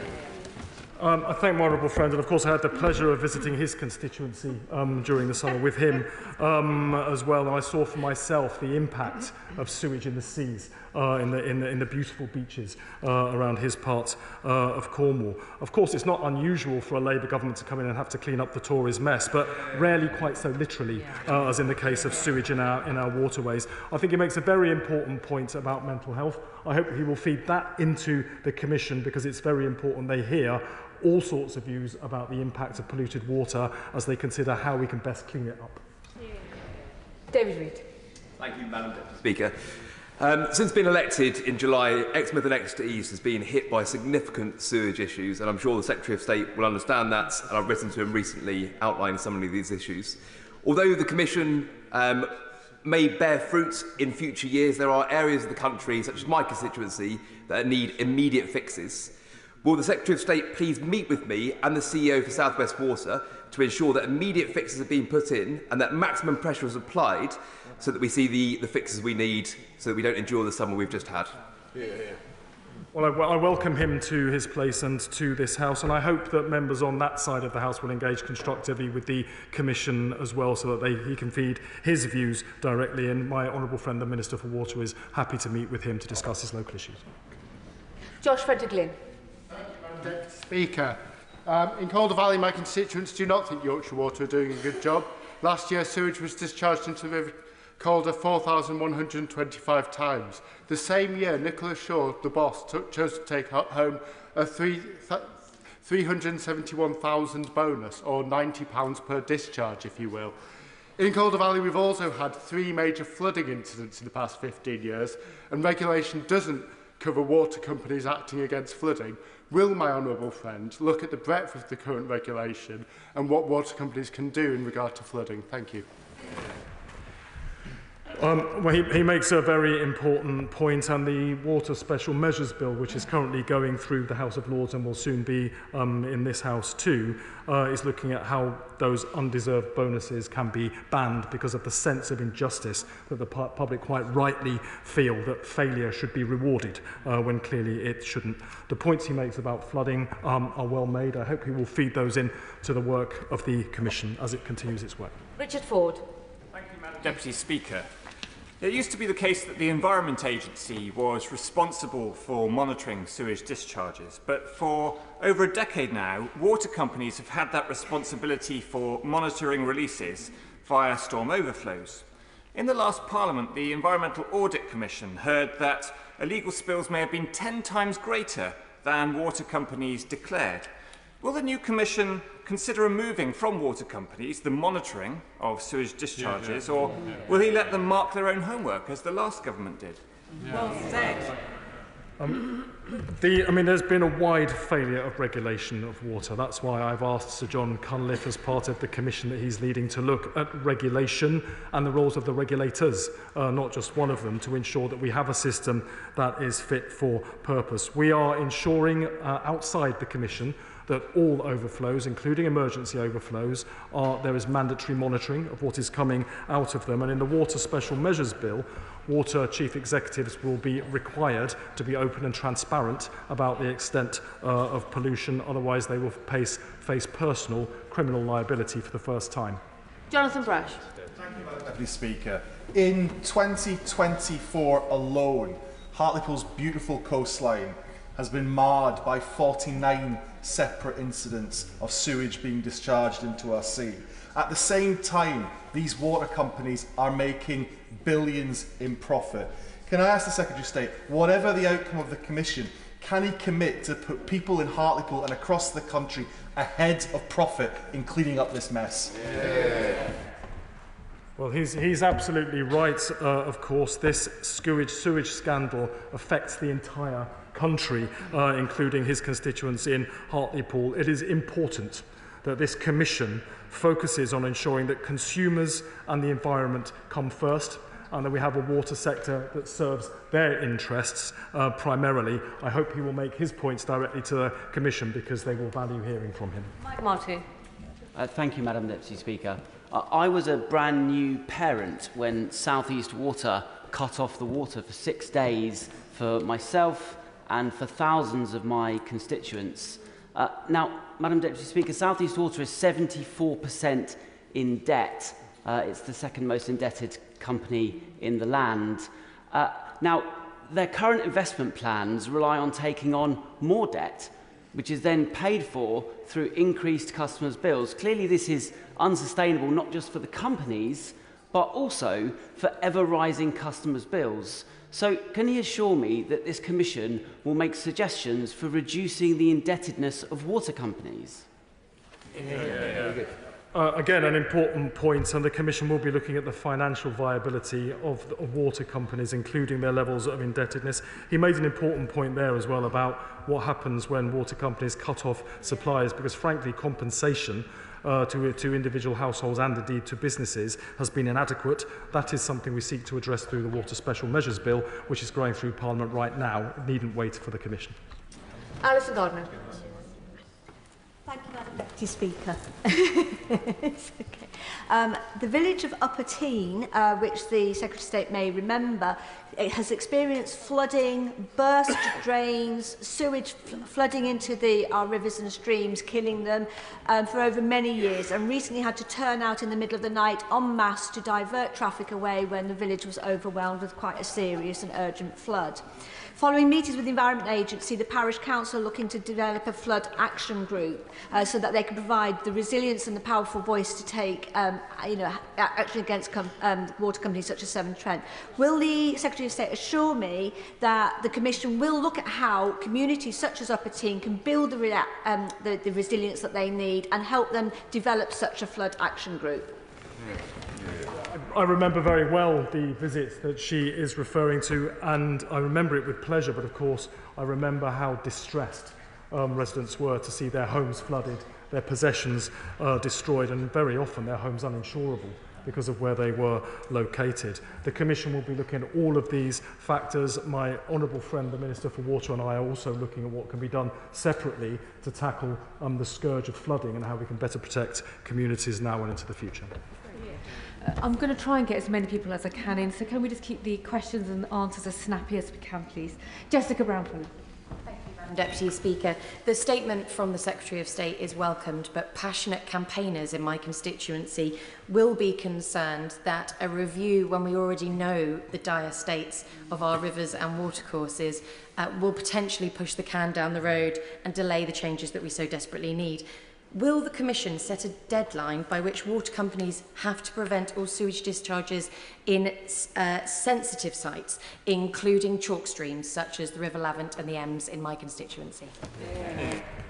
We certainly know the dire state of our waterways. We need, though, to know in detail the root and branch reforms required to correct it. We will have that from this Commission by next summer. I hope she will take part in that. And, of course, we need to clean up all of our waterways, including those very important ones she refers to. Rachel Taylor. Thank you, Madam Deputy Speaker. This weekend I met with the Philongli Flood Action Group, a small group of brave men and women who, when they receive notifications about floods, put their waders on in the middle of the night and go out and clear a culvert that is not fit for purpose. Will the Secretary of State join me in applauding their efforts, but also reassure them that this Commission will look across all departments at how we can best make sure that those culverts can accommodate the overflow from things like our smart motorways, because they're telling me that their floods have got worse since the M6 was allowed to become a smart motorway, and also looking at the economic impact of those villages when shops, hairdressers and the local pubs close, some of them on a permanent basis. Well, I thank her for her question, and of course I thank her residents and those indeed in other members' constituencies who are taking action for themselves against flooding. We've already set up and have held the first meeting of the new Flood Resilience Task Force that will be seeking to provide better coordination between central government where the resources are held and those local agencies on the ground charged with improving work to protect people from the very, very damaging effects of serious flooding. Joshua Reynolds. Deputy Speaker, last year water company bosses in England and Wales were paid £9.1 million in bonuses. This is whilst Thames Water proposed a 59% increase in customer bills by 2030. So does the Secretary of State therefore understand why many residents in our constituencies have lost faith in the regulator's ability to control these powerful firms, and will he commit to replace the regulator with one that's actually got some teeth? I certainly agree with him that residents have lost confidence not just in the regulators but in the water system at large, which is why we've set up this commission to look at how we can get regulation that is fit for purpose for the future. Catherine Fuchs. Thank you, Madam Deputy Speaker, and diolch, Secretary of State. I must be one of the only constituencies in the UK of Monmouthshire that didn't get a visit from the Secretary of State.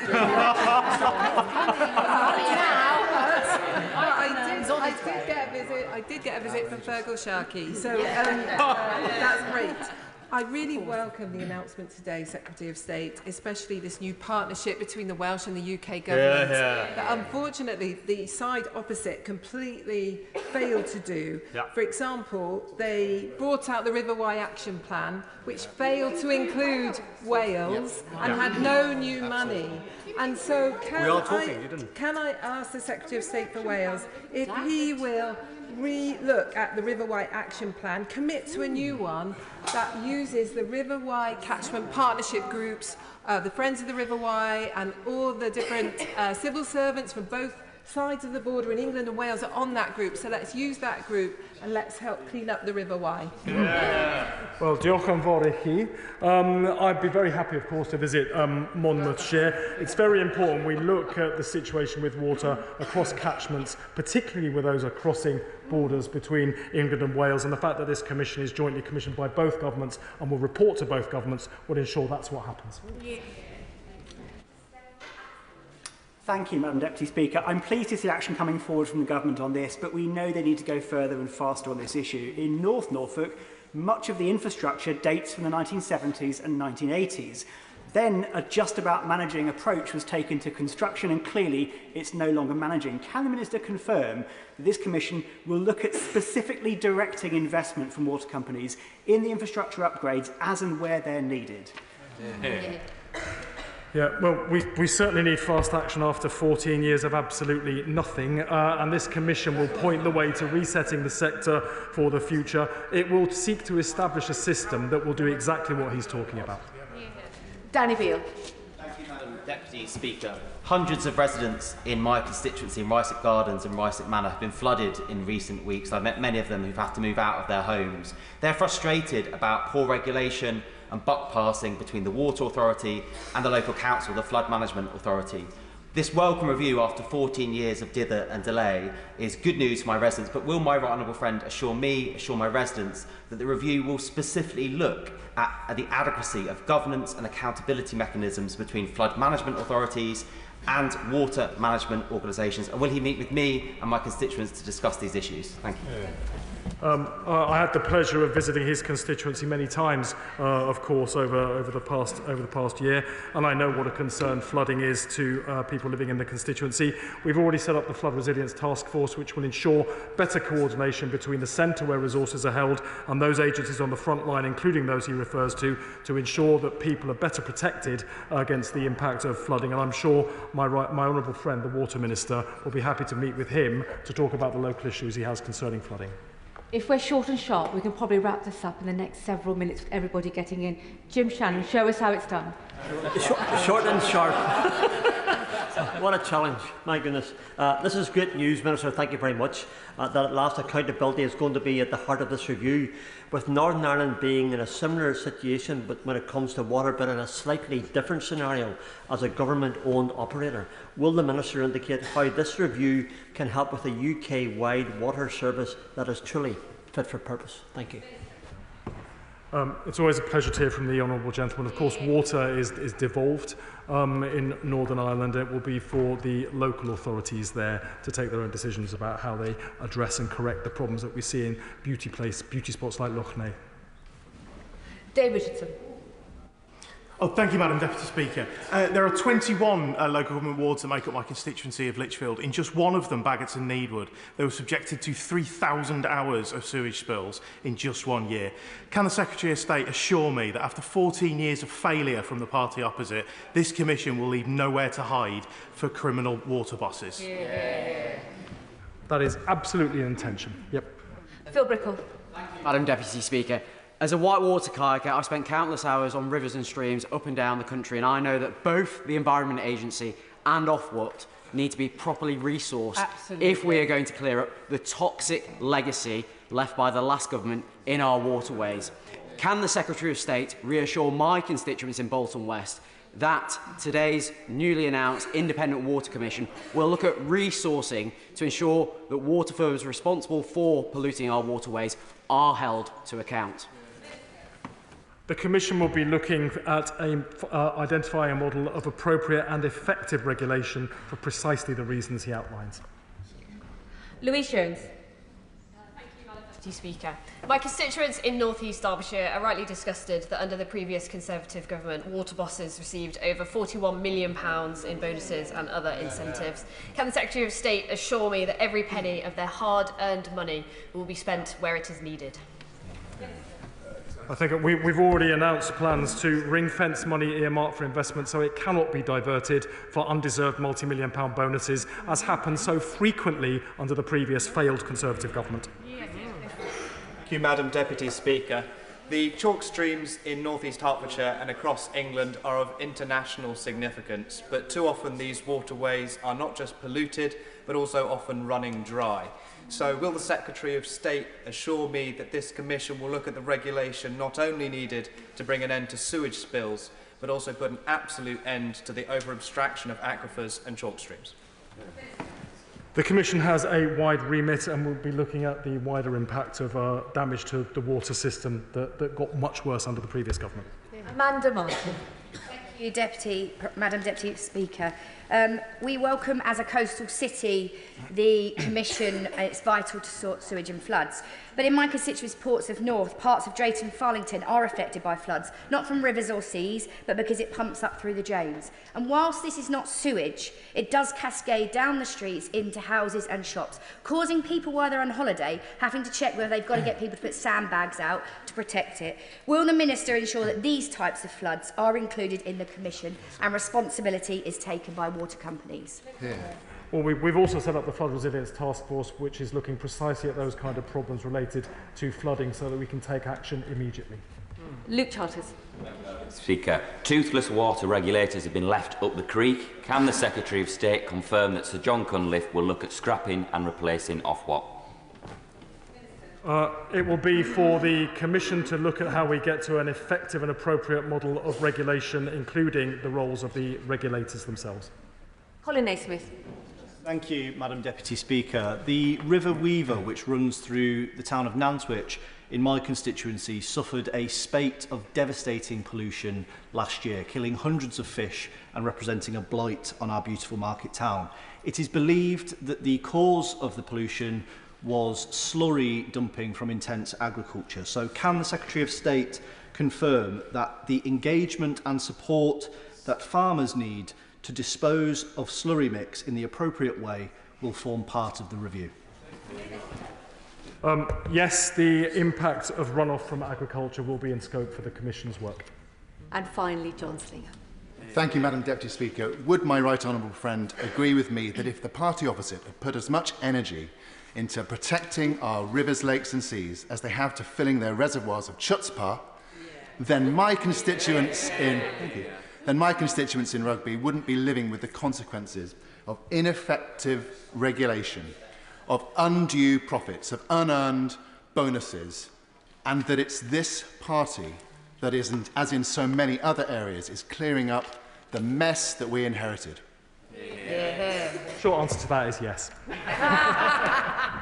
Thank you so much.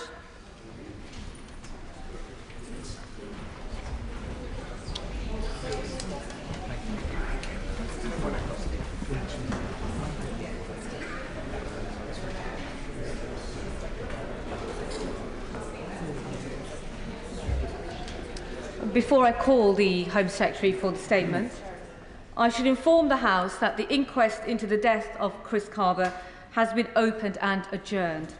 So the matter is therefore technically still before the court. However, Mr. Speaker has granted a waiver in relation to the House's resolution on matters sub judice, so that members may refer to it in the House's proceedings. I now call the Home Secretary.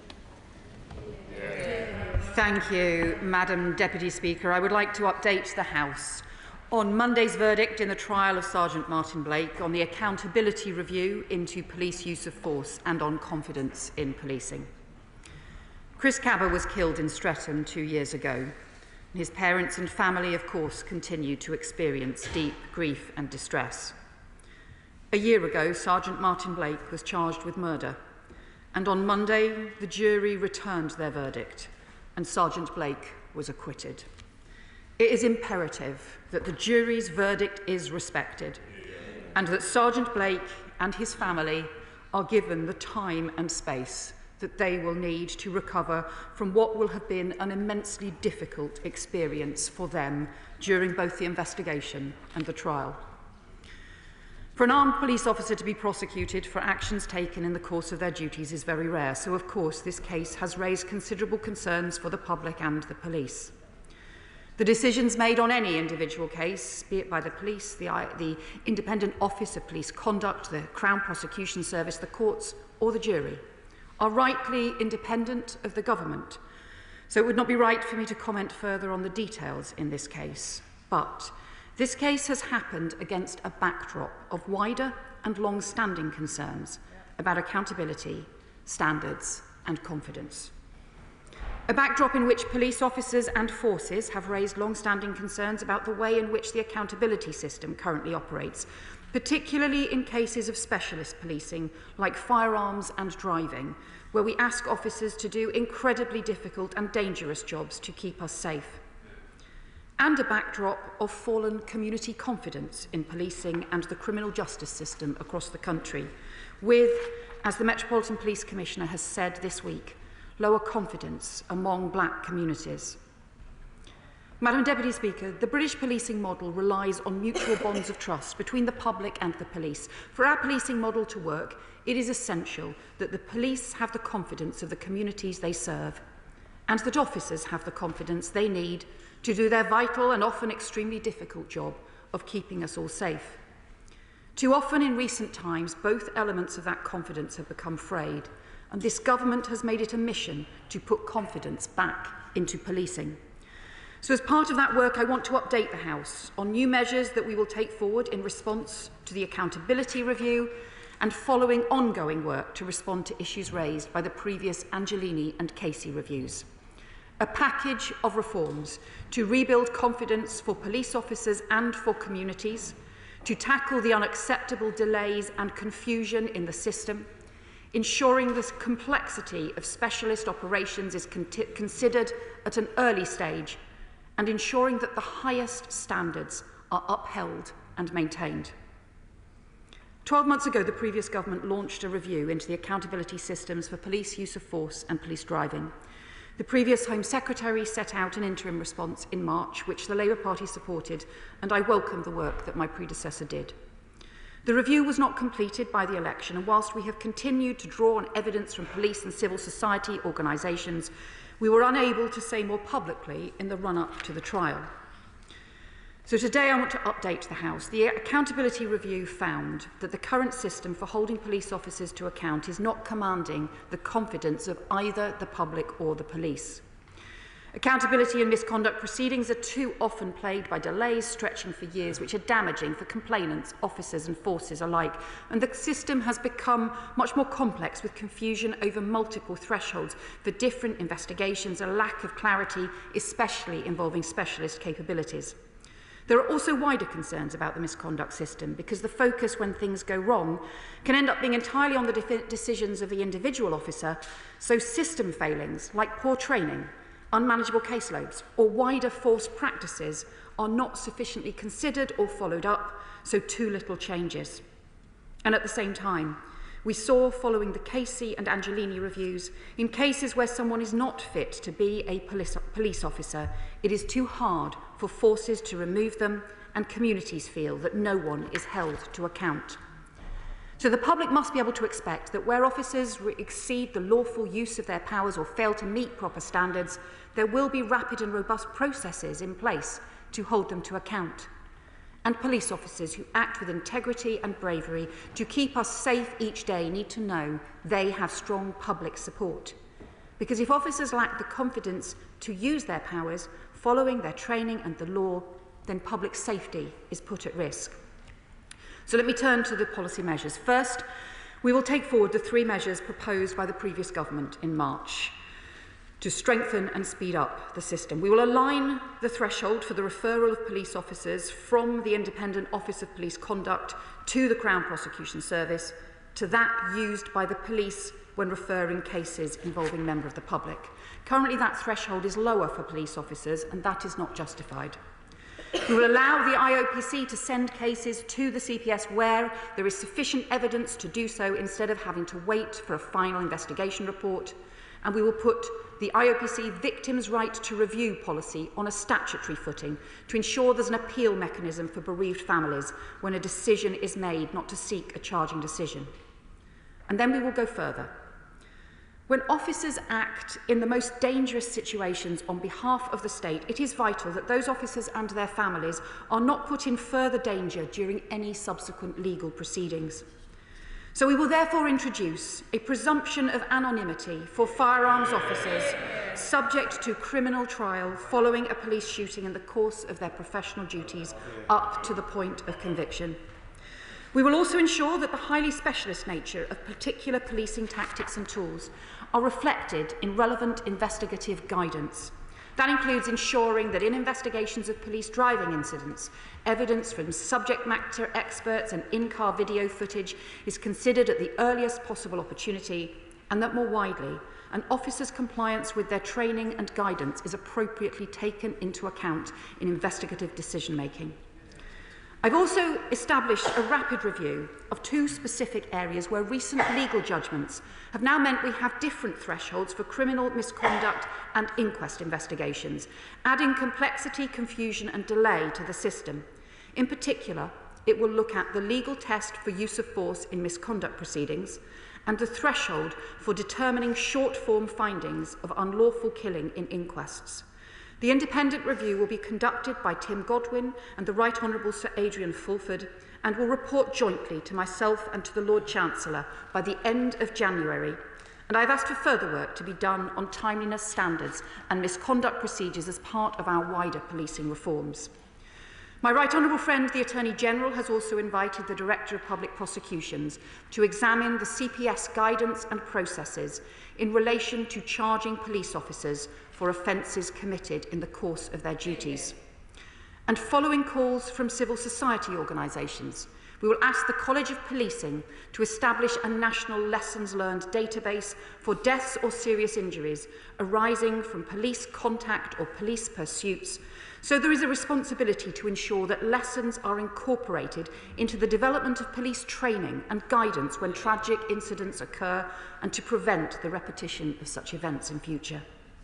And to rebuild wider public confidence in the wider standard regimes for policing, we also need to ensure that there is faster progress in responding to the findings of the Angelini and Casey reviews on vetting and standards. So we will therefore take forward in this parliamentary session some previously agreed proposals to ensure that officers convicted of certain criminal offences are automatically found to have committed gross misconduct and create a presumption of dismissal where gross misconduct is found. We will change regulations to enable Chief Constables to promptly dismiss officers who fail their vetting, which has been a glaring gap in the system for too long. And we will go further to ensure standards are upheld. We will ensure statutory underpinning for national vetting standards and strengthen requirements relating to the suspension of officers under investigation for domestic abuse or sexual offences.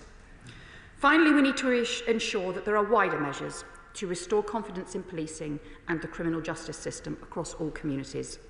That must include further work to take forward the Met's London Race Action Plan, where action has already been taken, but where the Met Commissioner and Mayor for London have both made clear there is much more work to do.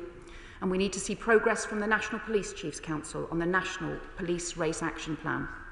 And Madam Deputy Speaker, this government is also determined to take forward further measures ranging from the introduction of neighbourhood policing to new police force performance standards to strengthen confidence in every community across the country.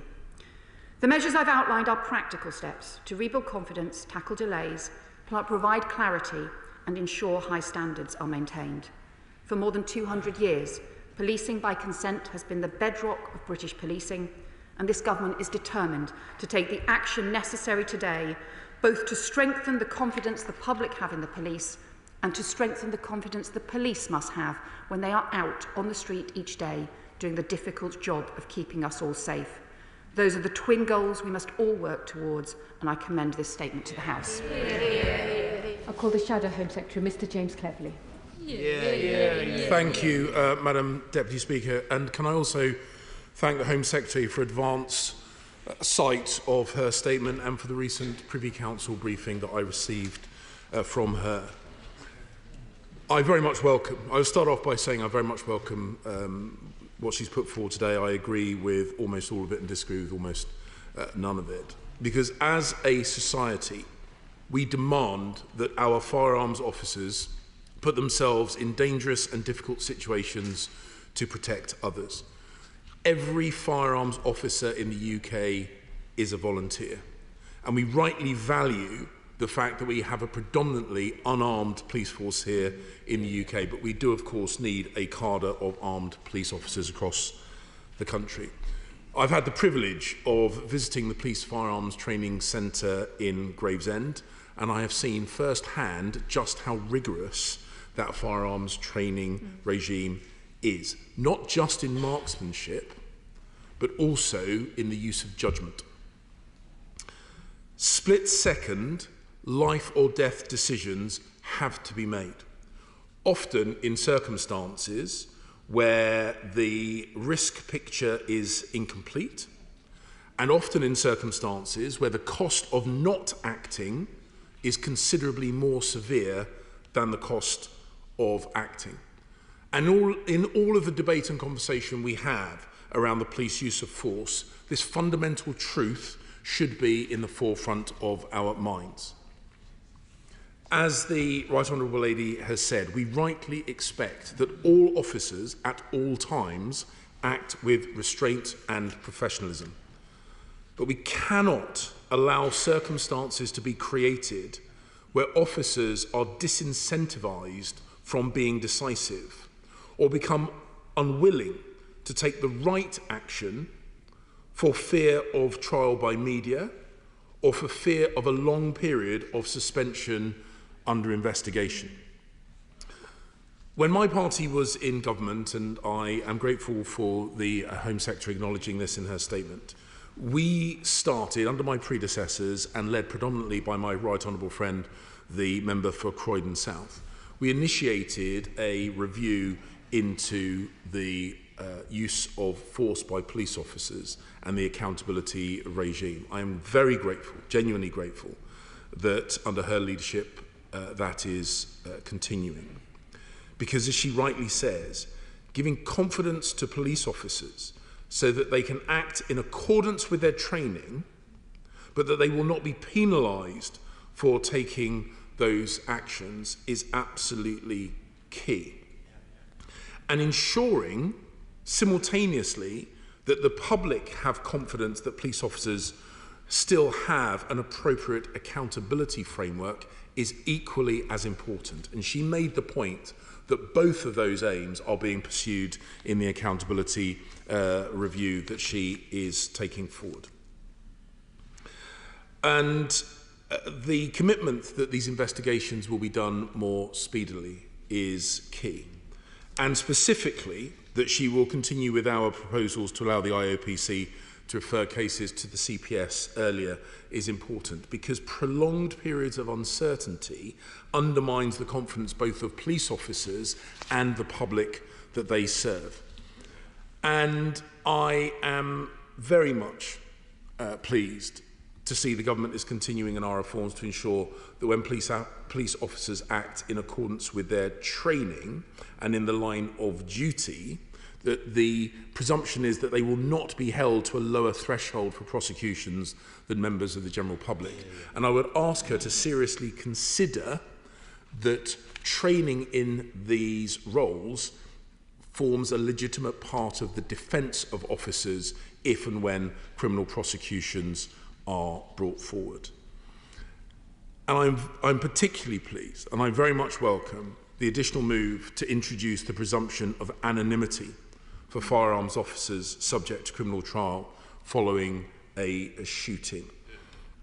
We now know that Chris Cabba was involved with a violent gang, and that Sergeant Blake and his family had, and indeed still have, a well-founded fear of violent reprisals. And that fear was amplified when Sergeant Blake's name was put in the public domain. Can I ask the Right Honourable Lady, in light of the review by Dr. Gillian Fairfield, which further of her recommendations she is minded to take forward? And will she recognise, in the era of social media, that all people of public profile, including members of this House, should be very thoughtful and careful about making public statements when facts are unknown or contested? Because the police should know instinctively that they will have the backing of both their chain of command and politicians involved in their governance at all levels when they do the right thing at our behest, and they will be backed by their chain of command even if those actions are not popular or convenient, because we have seen too often police leadership bend to inappropriate levels of public pressure. So in conclusion, Madam Deputy Speaker, I welcome this statement from the Home Secretary today and her commitment to take forward the reforms of the Police Accountability Review. And we will, of course, on this side of the House, my benches, we will work constructively with her to ensure the appropriate balance is struck to reinforce confidence in policing and of policing. Thank you. Home Secretary. Can I thank the Shadow Home Secretary for his response? And this is an area where I hope there will actually be wide agreement across all sides of the House on the importance of these issues, the fact that it does go to the heart of that British tradition of policing by consent, where all of us want to know that, of course, there is proper accountability in place for decisions that police forces and police officers make, but we also have to know that the police have the confidence to take sometimes the most difficult decisions of all in order to keep the rest of us safe. And he is right that firearms officers really do have to deal with some of the most difficult parts of policing of all, sometimes having to make split-second decisions in the most fast-moving and difficult circumstances that none of us would want to be in. And frankly, if any of us were in those situations, we would want to know that there were firearms police officers there to be able to protect us and to be able to support us. Firearms in the UK discharged by police officers is actually very rare. It's very low compared particularly to other countries. That reflects the nature of our unarmed policing tradition, but also their professionalism and training and the different ways in which they manage often very difficult situations. But of course they need to know that where they are following their training, operating within the law, that they have our support in the difficult decisions that they have to take, and they don't find that their lives are upturned as a result. The anonymity provisions, I think, are very important, and I hope we'll have support from the whole House, and we want to bring those in, the presumption of anonymity. We would like to bring those in as part of the forthcoming crime and policing bill. He also raised the issue of training.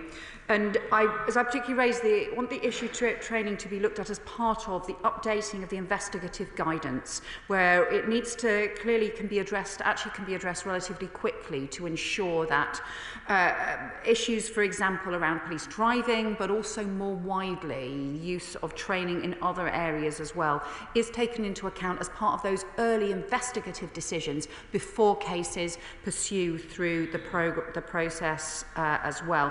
On the Fairfield review, we are taking forward further measures, and particularly we'll be looking at the way in which the IOPC it needs to work as part of the wider policing reform. It's really important we continue to have an independent process in place.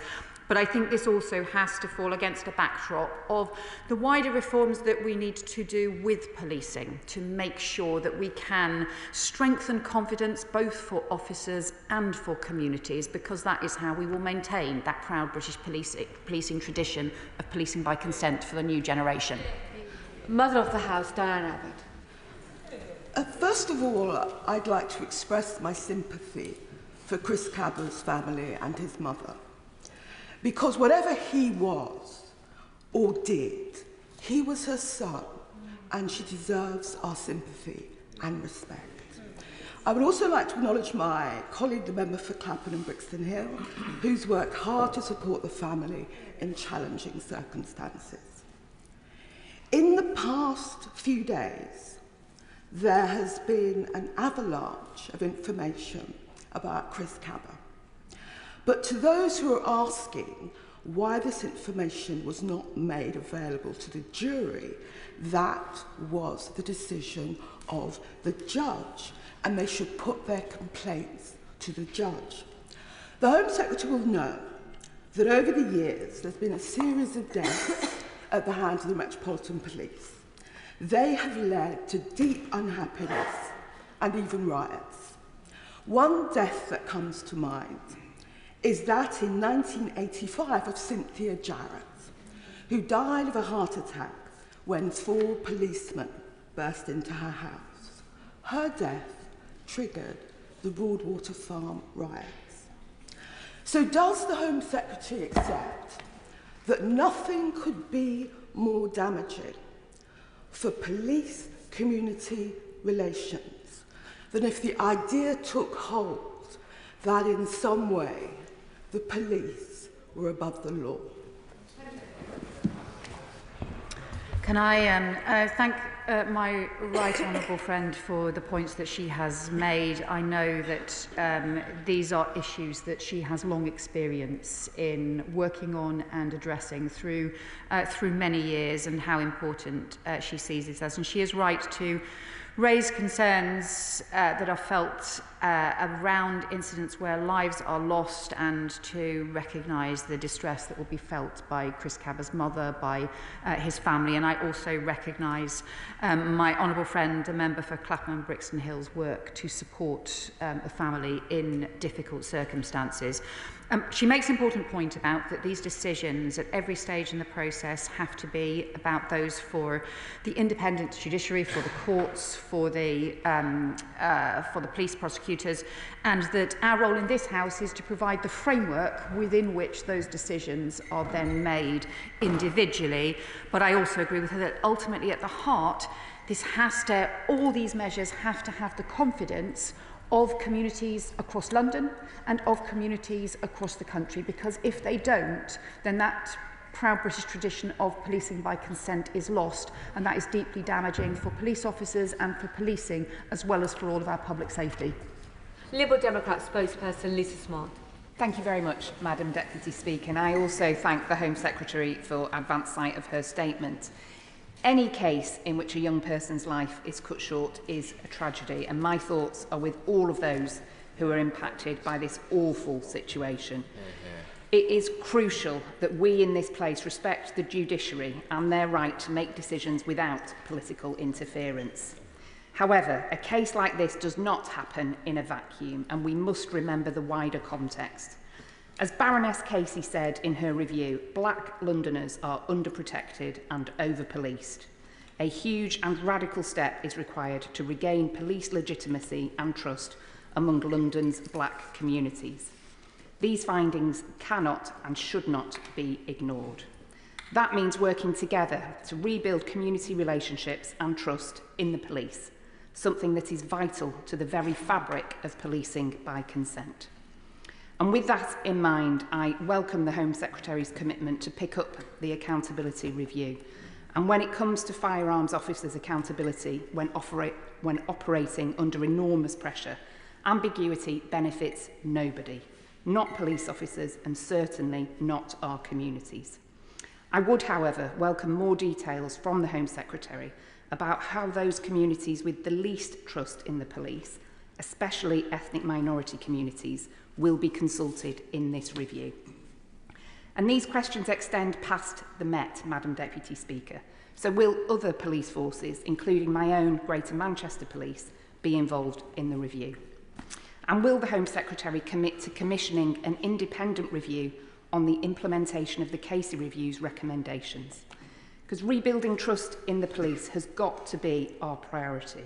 It's for the sake of our whole community and for ethnic minority communities, and also for the officers who are working hard to keep us safe in difficult circumstances. Thank you.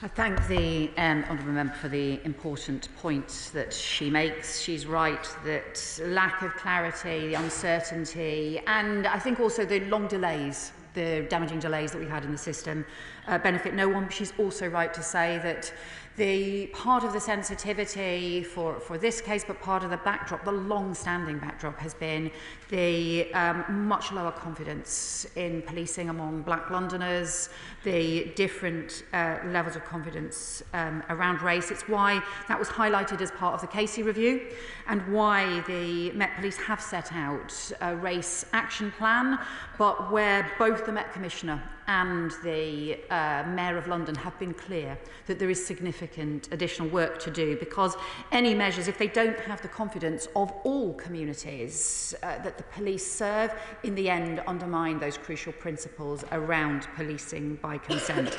So we are continuing to work to ensure that the measures, some of the measures recommended by the Casey Review that have national implications, and the Angelini Review as well, are also being taken forward as part of this package, and that includes issues around vetting and misconduct processes. It's really important that we make progress on those measures, as well as some of the issues that arise around accountability review, and we will also make sure that all communities are involved in the way in which measures are taken forward.